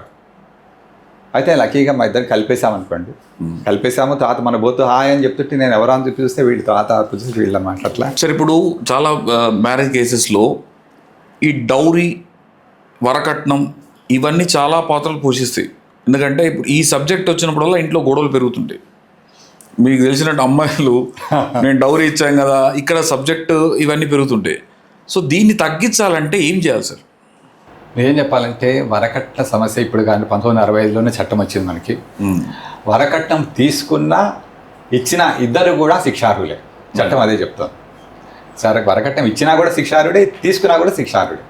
కానీ మన భారతీయ వ్యవస్థలో ఆనాటి నుంచి ఈ రోజు వరకు కూడా అంతర్లీనంగా ఈ కాన్సెప్ట్ లేకుండా ఏ పెళ్లి జరగట్లేదు. 100కి 95% నాకు తెలిసినంత పట్టుకు లవ్ మ్యారేజీలు, కొన్ని సపరేట్గా అరేంజ్డ్ మ్యారేజ్లు తప్పించి 95%లో అంతర్లీనంగా ఈ కాన్సెప్ట్ ఉండే ప్రకారమే జరుగుతుంది. అదే మనం ఉన్నట్టే మాట్లాడుకోవాలి. ఎంత పెద్ద ఇదైనా కూడా మనము ఏ స్టేజ్లో ఉన్నా కూడా ఉన్న వాస్తవమే, fact is fact, no doubt in it. So ఈ వరకట్నం అనేది it plays vital role, particularly మన హ్యూమన్ బీయింగ్స్ లోపల. నువ్వెంత ఇస్తావు, నేను ఎంత ఇస్తాను, దానికి రకరకాల పేర్లు పెట్టారు. పసుపు కుంకుమ అని కొంతమంది అంటారు, కొంతమంది ఆడపడుచు ఇదని ఏదో రకరకాల పేర్లు పెట్టారు, రకరకాల మార్గాలు ఏదో చేస్తుంటారు. ఇక మొత్తానికైతే జరిగింది. అది ఇచ్చినంత వరకు బాగానే ఉంటుంది, తీసుకున్నంత వరకు బాగానే ఉంటుంది. తర్వాత ఎక్కువైంది తక్కువైంది. ఇప్పుడు ఏంటంటే ఒక ఇష్యూ వస్తుంది, భార్యాభర్త అయితే పోస్ట్ మ్యారిటల్ గురించి మాట్లాడుకుంటున్నాం కాబట్టి భార్యాభర్త కలిసి సంసారం చేస్తూ ఏదో సంవత్సరం 2 సంవత్సరాలు అయింది, ఏదో అవుతుంది. అయితే వాళ్ళిద్దరు జాబులు చేస్తూ ఉండొచ్చు, జాబులు చేయకపోతూ ఉండొచ్చు. అక్కడ పరిస్థితిని బట్టి ఏదో ఇష్యూ వస్తుంది. వచ్చినప్పుడు ఆ అమ్మాయి కోపం వస్తుంది, ఇమ్మీడియట్గా కేసు పెడుతుంది. నాకు వరకట్నం, అడిషనల్ వరకట్నం కావాలంటున్నాడు అబ్బాయి. అదొక ఆయుధం అవుతుంది, అదొక ఆయుధం కింద భావిస్తారు అన్నమాట. మరి అది ఎలా ప్రూవ్ చేయాలి? అబ్బాయి నేను అనలేదు బాబాయ్ అని బతుకుంటూ ఉంటాడు. నేను అనలేదు, నేను అసలు అడగలేదు, నేను ఎప్పుడు చెప్పాను, నేను అసలు కట్నమే తీసుకోలేదు పెళ్ళినప్పుడు అని వీడి బాధ వీడు పడుతూ ఉంటాడు. లేదు నన్ను రోజు సంపాదిస్తున్నాడు, రోజు నన్ను సతాయిస్తున్నాడు, నన్ను చంపేస్తానంటున్నాడు, బెదిరిస్తున్నాడు, నానా బాధలు ఉన్నాయి, నేను అది చేశాను ఇది చేశాను, నాకు ఎవిడెన్స్ ఉంది, ఈ ఎవిడెన్స్ ఉందని చెప్పేసి అమ్మాయి చెప్తూ ఉంటాడు. అది 4 గోడల మధ్యలో ఒక ఇంట్లో జరిగే వాతావరణం. దానికి మరి ప్రూఫ్ ఏంటి? దానికి ఏం చేస్తుంది ఆమె 498 కేసు అని, డౌరీ హారాస్మెంట్ కేసు అని, ఇంకా డీబీసీ అని, డొమెస్టిక్ వైలెన్స్, ఈ రకరకాల కేసులు ఇవన్నీ పెట్టడం జరుగుతూ ఉంటుంది అన్నమాట. పెడుతున్నప్పుడు ఇక్కడ బాధ్యత ఎవడు? అబ్బాయి.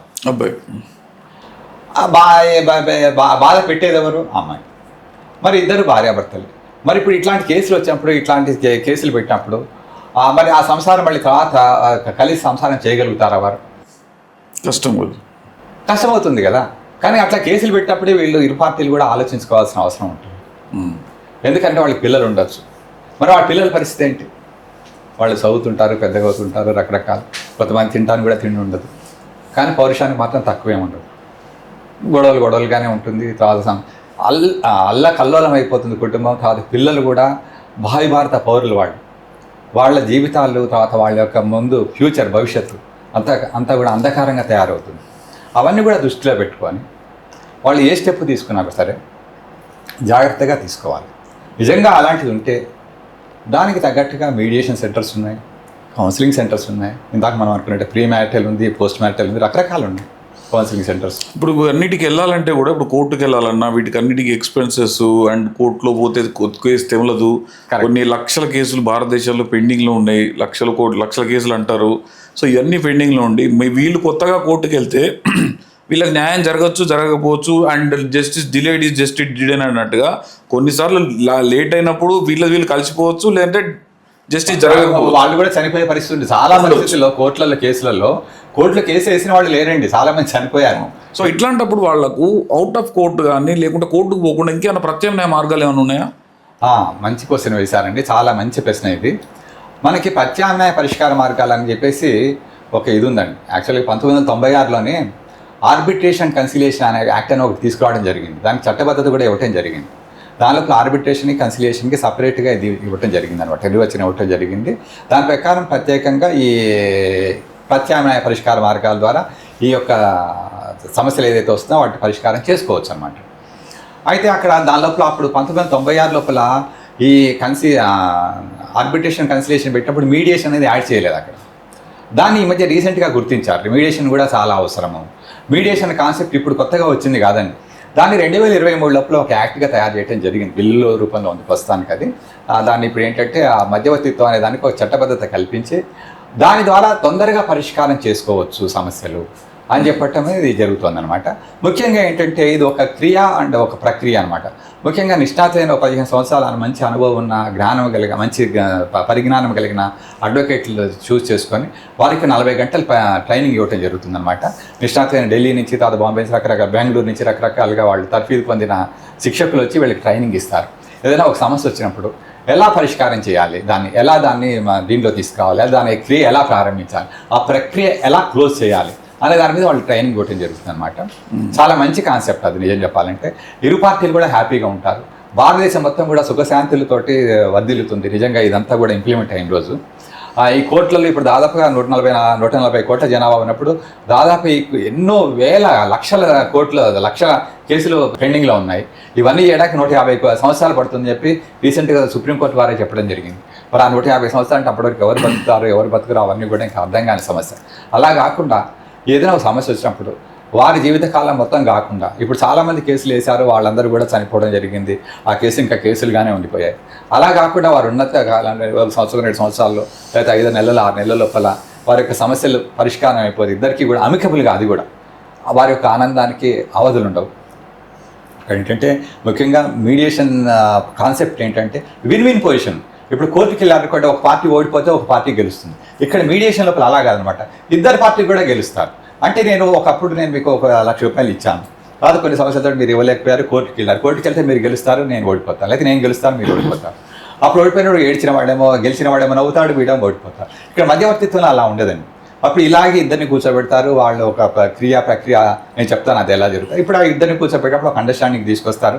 బాబు నేను ఇంత కట్టలేను, అయ్యా ఇంత కట్టు, సరే ఎంత కడతావు అని అంటావు. చివరికి అది 50,000 90,000 ఇద్దరికి అమ్కబుల్గా ఒకదానికి అండర్స్టాండింగ్ చేస్తారు, క్లోజ్ చేస్తారు. ఆ విధంగా అతను ఇచ్చేస్తాడు, హ్యాపీగా అయిపోతే ఇద్దరు కూడా అంతే. అంతకుముందు ఏ విధంగా రిలేషన్స్ మెయింటైన్ చేస్తారు, ఇప్పుడు కూడా అదే విధంగా రిలేషన్స్ మెయింటైన్ చేయడానికి అవకాశం ఉంటుంది అన్నమాట. అంటే 1,00,000 రూపాయలు తీసుకున్నప్పుడు ఎంత ఫ్రెండ్షిప్లో ఉంటే మీరు ఇచ్చి ఉంటారు, తర్వాత మళ్ళీ మీ రిలేషన్స్ అన్ని దెబ్బతిన్నాయి కదా.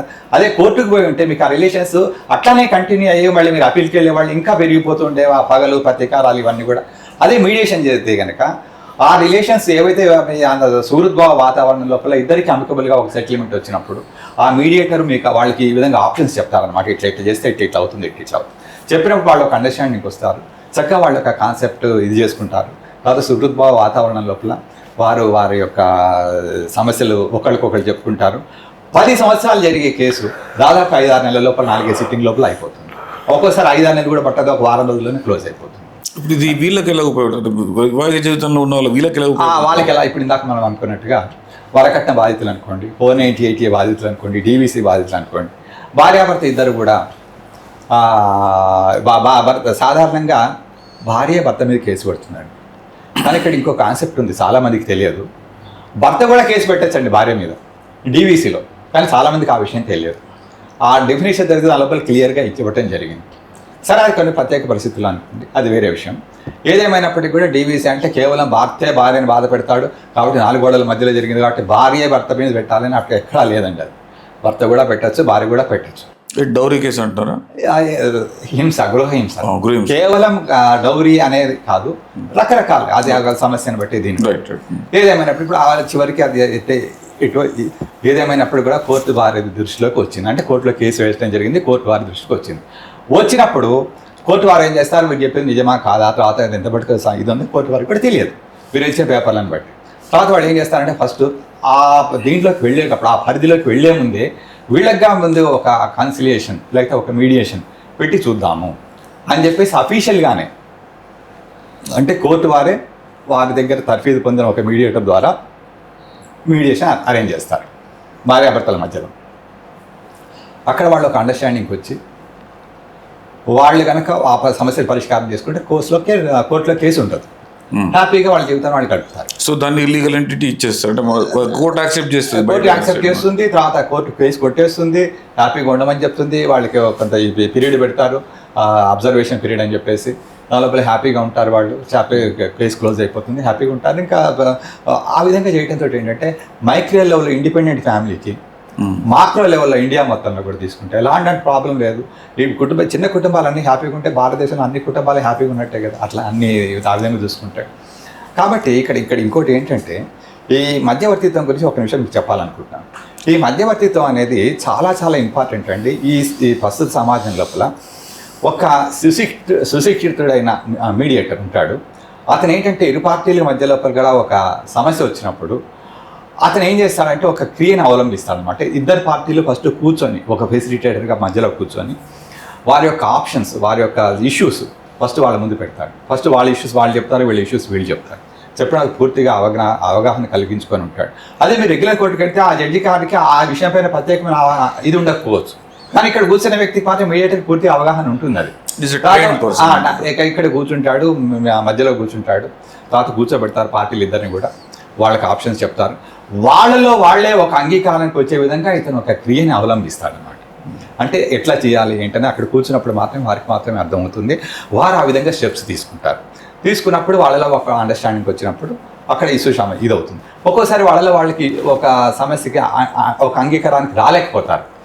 అప్పుడు రాలేకపోయినప్పుడు వేరే ఆప్షన్స్ చెప్తారు. కానీ నువ్వు ఈ విధంగా చెయ్యి అని చెప్పి ఎవరికి కూడా ఆర్డర్ పాస్ చేయడం కానీ ఒక ఆజ్ఞలు పాస్ చేయడం కానీ చేయడం జరగదు. మీడియేటర్ గారు తటస్థ వ్యక్తి అనమాట. పూర్తి అవగాహన కలిగిన వ్యక్తిగా ఉంటారు. తర్వాత వారి పూర్తి కమాండ్ ఉంటుంది. అంటే వారి యొక్క దీని మీద పూర్తి అవగాహన ఉంటుంది, వారి కమాండ్ ఉంటుంది, వాళ్ళు ఇది చేసే అవకాశం ఉంటుంది. ఒకసారి ఇరు పార్టీలు కొట్టుకునే పరిస్థితి కూడా వస్తుందన్నమాట. అలాంటి పరిస్థితుల్లో కూడా ఎలా వారి ప్రక్రియను ఎలా అవలంబించాలి, తర్వాత ఎలా దాన్ని డీవియేట్ చేయాలి, ఎలా క్లోజ్ చేయాలనేది కూడా అతను పూర్తిగా ఆ యొక్క పరిజ్ఞానం కలిగి ఉంటారనమాట. చివరికి ఏం చేస్తారంటే ఆ విధంగా వచ్చిన తర్వాత వాళ్ళంతా ఆప్షన్స్ చెప్పిన తర్వాత వాళ్ళందరూ ఒక అండర్స్టాండింగ్కి వచ్చాక ఒక మెమోరాండమ్ ఆఫ్ అండర్స్టాండింగ్ తయారు చేస్తారు. తయారు చేశాక ఇరు పార్టీలు సంతకం పెడతారు, అలాగే మీడియేటర్ కూడా సంతకం పెడతారు. దాన్ని చట్టబద్ధత కల్పిస్తారు కోర్టు ద్వారా. కల్పించినప్పుడు దానికి అపీల్ ఉండదని. ఇప్పుడు మామూలు కోర్టులలో అయితే కేసుల్లో అపీల్ ఉండదు. అంటే ఇక్కడ ఈ తీసుకున్న ఈ మీడియేటర్ ద్వారా ఏదైతే ఇది వచ్చిందో అది equivalent to supreme court order. So there is no appeal for that. There is no appeal. Okay. ఇంకా దానికి ఫర్దర్గా అపీల్ పోతే మళ్ళీ ఇంకేముంది, ఇంకా అయిపోయినట్టు కదా. ఇక్కడ ఒక సమస్య పరిష్కారం జరిగిపోయింది. బహుశా అంతకుముందు ఈ కోర్టులో కేసు కనుక ఈ యొక్క కేసు మీద అంతకుముందు కోర్టు లోపల వ్యాజ్యం వేసినప్పుడు కొంత ఫీజు కట్టాల్సి ఉంటుందండి. ప్రతి కోర్టు సివిల్ కొంత ఫీజు కట్టాలి. ఆ ఫీజు కూడా తిరిగి ఇచ్చేస్తారు. కోర్ట్ ఫీజు, కాషన్ డిపాజిట్ అవన్నీ ఏవైతే ఉంటే అవన్నీ కూడా తిరిగి ఇవ్వటం జరుగుతుంది. అది ఒక ఇదన్నమాట. So it's absolutely free service. Free service. తర్వాత ఇంకోటి ఏంటంటే ముఖ్యంగా పార్టీలు కలహించుకోకుండా ఒక రాజీ మార్గాన్ని అవలంబించి రాజమార్గంలో వెళ్ళడానికి ఒక నూతన క్రియ, ఒక ప్రక్రియ. దీన్ని భారత ప్రభుత్వం వారు, తర్వాత కోర్టులు అందరూ కూడా యాక్సెప్ట్ చేస్తున్నారు. తర్వాత అందరూ అవలంబించాలని మనస్ఫూర్తిగా నేను కోరుకుంటున్నాను. తప్పకుండా సార్, చాలా మంచి ఇన్ఫర్మేషన్, చాలా మంది తెలీదు. ఇంకోటి ఇప్పుడు మీరు చెప్పిందంతా కోర్టుకు కేసు వచ్చిన తర్వాత కోర్టు సజెస్ట్ చేస్తుంది, కోర్టు పంపిస్తుంది అనమాట మీడియేషన్కి. ఇప్పుడు అసలు కోర్టుకి వెళ్ళకుండా మీడియేషన్ అట్లాంటి ఏమన్నా మార్గాలు? ఇప్పుడు కోర్టుకి వెళ్లకుండా కూడా దానికి ప్రీ లిటిగేషన్ ఇష్యూస్ అనుకుంటాం, ప్రీ లిటిగేషన్ కేసెస్ అనుకుంటాము. కోర్టుకి వెళ్లకుండా కూడా కొన్ని మీడియేషన్ సెంటర్స్ ఉంటాయి అన్నమాట. వాళ్ళ దగ్గరికి వెళ్ళినప్పుడు వాళ్ళు కూడా సేమ్ ప్రక్రియ ఫాలో అయ్యి దాన్ని చట్టబద్ధత కల్పిస్తారు. బిఎల్ఎస్ఏ ద్వారా వీళ్ళు ఒక రాజీకి వచ్చి, ఒక టర్మ్స్ ఆఫ్ కాంప్రమైజ్కి వచ్చి, ఒక అండర్స్టాండింగ్కి వచ్చి దానికి ఒక చట్టబద్ధత కల్పించినప్పుడు ఇరు పార్టీలు కూడా దానికి బద్దులై ఉండాలి. దానికి బద్దుడు కానప్పుడు మళ్ళీ కోర్టులు దానికి ఇది చేయలేము. ఎందుకంటే ఆల్రెడీ ఆ కోర్టు ద్వారా ఇప్పుడు కోర్టు స్టాంప్ వేసి జడ్జిగా సంతకం పెట్టారు అని అంటే అదొక ఆర్డర్ అనమాట. ఆర్డర్ దానికి భిన్నంగా ప్రవర్తించలేరు వాడు. దానికి దగ్గర అప్పీల్ కూడా లేదు. తప్పనిసరిగా దానికి అనుగుణంగానే ప్రవర్తించాలి వారు. కాబట్టి అది ఈక్వలెంట్ సుప్రీంకోర్టు ఆర్డరు. తర్వాత ఇంకోటి ఏంటంటే వారికి కూడా ఇంకా అప్పుడు ఎటు ఇది చేసుకోలేదు, మళ్ళీ నేను ఇట్లా జరిగాను కాబట్టి ఇట్లా చేసుకున్నాను అనడానికి ఉండదన్నమాట అక్కడ. ఆ విధంగా వారు ఆ ప్రక్రియను అవలంబిస్తారు. ప్రైవేట్లో కూడా చాలామంది చేస్తున్నారు, చేయవచ్చు. కానీ ఏదైనా కూడా ప్రైవేట్లో ఏంటంటే కొంతమంది యాంటీ సోషల్ ఎలిమెంట్స్, గుండాలు, రౌడీస్ ఇట్లా వాళ్ళు కూడా ఎంటర్ అయ్యి ఇలాంటివన్నీ చేస్తున్నారు. కానీ అలాంటి వాటికి చట్టబద్ధత ఉండదండి. ఇప్పుడు ఈ ప్రీ లిటిగేషన్ అని చెప్పారు కదా, కోర్టుకు వెళ్ళక ముందు చేశాను, దానికి కూడా అప్పీల్ లేకుండానే అయిపోతుంది. దానికి కూడా అప్పీల్ ఉండదు, వెయిట్కి అప్పీల్ ఉండదు. ఇది కావాలంటే ఎవరిని సంప్రదించాలి, ఎక్కడ సంప్రదించాలి? ఇట్లాంటి వాళ్ళు కొన్ని సెంటర్స్ ఉన్నాయి, మీడియేషన్ సెంటర్స్ ఉన్నాయి కొన్ని చోట్ల. వాటిని సంప్రదించవచ్చు. తర్వాత మీకు ఇంకా కావాలనుకుంటే DLSA, district legal service authority అని ఉంటుంది, వారి దగ్గరికి వెళ్ళచ్చు. సో థ్యాంక్ యూ సార్, చాలా మంచి ఇన్ఫర్మేషన్ ఇది మీడియేషన్ గురించి ఇచ్చారు. సో ఫైనల్గా ఒకసారి అంటే వివాహ జీవితంలో ఉన్న జంటలకు 12 కాపురానికి 12 సూత్రాలలాగా మీరు ఏదైనా మంచి చెప్పాలనుకుంటే చెప్పండి సార్. చిన్న కారణాలతోటి ఈగో ఫీలింగ్స్కి పోయి రెస్పాన్సిబిలిటీస్ని టేకప్ చేయడం ఇష్టం లేక ఇలాంటి కారణాలతో భార్యాభర్తలు కొట్లాటలు పెట్టుకొని విడిపోవడం మాత్రం అది మన ఫ్యామిలీ మన భారతదేశం అంటేనే ఒక ఫ్యామిలీ స్ట్రెంథనింగ్, మన స్ట్రెంతే ఫ్యామిలీ స్ట్రెంత్. ఫ్యామిలీస్ చాలా స్ట్రెంథన్గా ఉంటాయి అని పేరు కదా మన వరల్డ్ వైడ్గా. భారతదేశం అంటేనే ఫ్యామిలీ స్ట్రెంథనింగ్ అని పేరు. ఆ స్ట్రెంథన్ అంతా వీక్ అవ్వడం స్టార్ట్ అవుతుంది. కాబట్టి ఎక్కువగా మనం స్ట్రెంథన్ చేసుకోవడానికి చిన్న కారణాల చేత విడిపోకుండా రిలేషన్షిప్ని కాపాడుకోవడం అనేది చాలా ఇంపార్టెంట్. ఇప్పుడు చూడండి, చిన్న జాబ్ చేసినా జాబ్లో వెళ్ళినప్పుడేమో ఎలాంటివి ఉన్నా జాబ్ ఎక్కడ పోతుందో అని భయంతో కొన్నిటిని తట్టుకొని నిలబడతాం. అట్లనే రిలేషన్షిప్లో కూడా రిలేషన్షిప్ని అన్ని రకాలుగా, ఓన్లీ భర్త పిల్లలే కాదు, అత్త మామ ఇటు అమ్మ నాన్న అందరినీ కలుపుకొని మనం ముందుకు నడిచిన రోజు మన ఫ్యామిలీ స్ట్రెంథన్ అవుతాయి. మన భారతదేశంలో అనేక రకాల మతాల వాళ్ళు, కులాల వాళ్ళు, వ్యక్తులు, రకరకాల మనుషులు ఉన్నప్పుడు వాళ్ళ లోపల సమస్యలు అనేది సాధారణం. ఆ సమస్యలు సాధారణమైనప్పుడు మరి వాటిని ఎలా పరిష్కరించుకోవాలి, ఎలా ముందుకెళ్ళాలి అని అనుకున్నప్పుడు కేవలం ఈ ప్రీ మ్యారిటల్ ద్వారా అయితే ఓన్లీ కుటుంబానికి సంబంధించిన సమస్యలు పరిష్కారం అవుతాయి. మరి వాట్ అబౌట్ అదర్ ఇష్యూస్? అక్కడికి వచ్చినప్పుడు ఈ ప్రత్యామ్నాయ పరిష్కార మార్గాలన్నీ ఉన్నాయి. ముఖ్యంగా ఏంటంటే arbitration, conciliation, mediation, negotiation, Lok Adalat, ఇవన్నీ కూడా పరిష్కార మార్గాలు, ప్రత్యామ్నాయ పరిష్కార మార్గాలు అన్నమాట. వీటన్నిటి ద్వారా కూడా మీ సమస్యలు పరిష్కరించుకోవచ్చు. అయితే ఒక సమస్య వచ్చినప్పుడు ఇప్పుడు నేను చెప్పాను కదా 5 దేంట్లో వస్తుంది అనేది చూసుకొని దాని ప్రకారం అక్కడికి వెళ్ళి ఆ సమస్యను పరిష్కారం చేసుకోవచ్చు అన్నమాట. ఒక సమస్య వచ్చినప్పుడు అది ఆర్బిట్రేషనా, మీడియేషనా, కన్సిలేషనా, నెగోషియేషనా, లోక్ అదాలత్ ఇవన్నీ మీకు తెలియదు. వచ్చినప్పుడు కేవలం ఒక నిష్ణాతులైన వ్యక్తి ఉన్నప్పుడు ఎవరైతే దాని మీద తర్ఫీదు పొందుతారో, ఎవరైతే వారికి పూర్తి అవగాహన ఉంటుందో వాళ్ళ దగ్గరికి వెళ్ళినప్పుడు మీకు ఈ సమస్య వచ్చినప్పుడు ఈ సమస్యకి ఇది మార్గము, ఇది ఆర్బిట్రేషన్కి సంబంధించిన వ్యవహారము, అయితే ఇది మీడియేషన్కి సంబంధించిన వ్యవహారం, ఇది నెగోషియేషన్కి సంబంధించిన వ్యవహారం అని చెప్పి తెలిసినప్పుడు ఆ ప్రక్రియను అవలంబించినప్పుడు మీకు ప్రత్యామ్నాయ పరిష్కార మార్గాల ద్వారా ఇమీడియట్ సొల్యూషన్ దొరుకుతుంది.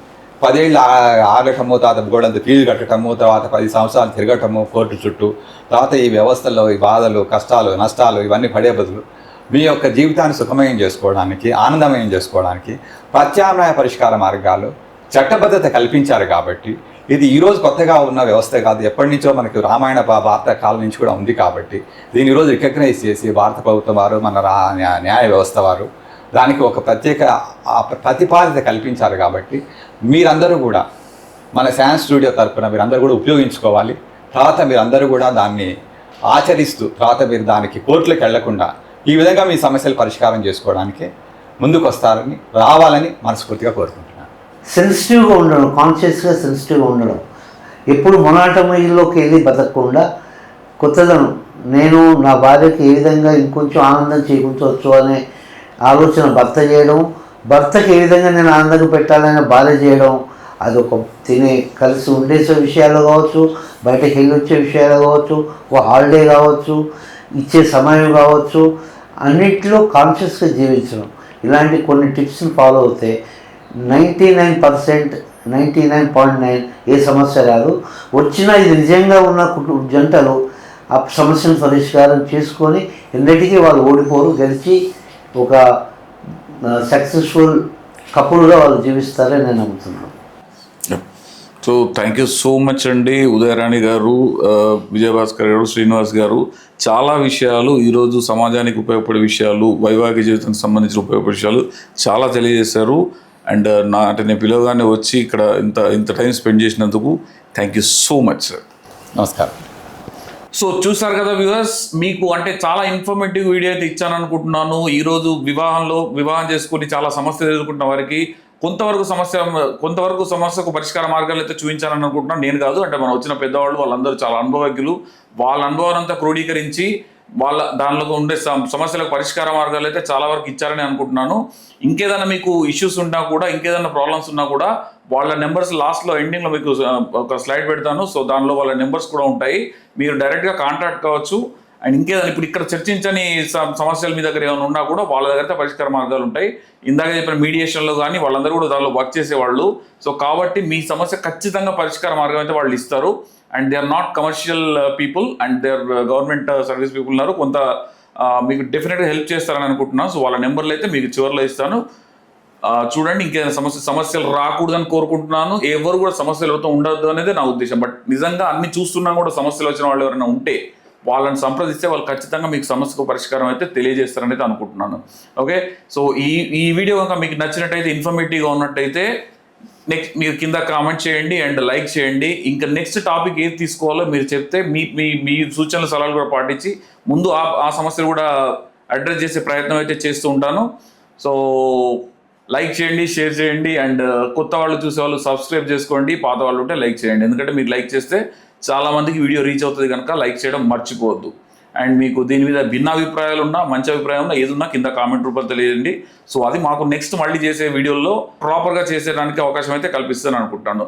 సో నెక్స్ట్ వీడియోలో కలుద్దాం. Thank you so much. Signing off Sriram ఇల్లేంద్ర.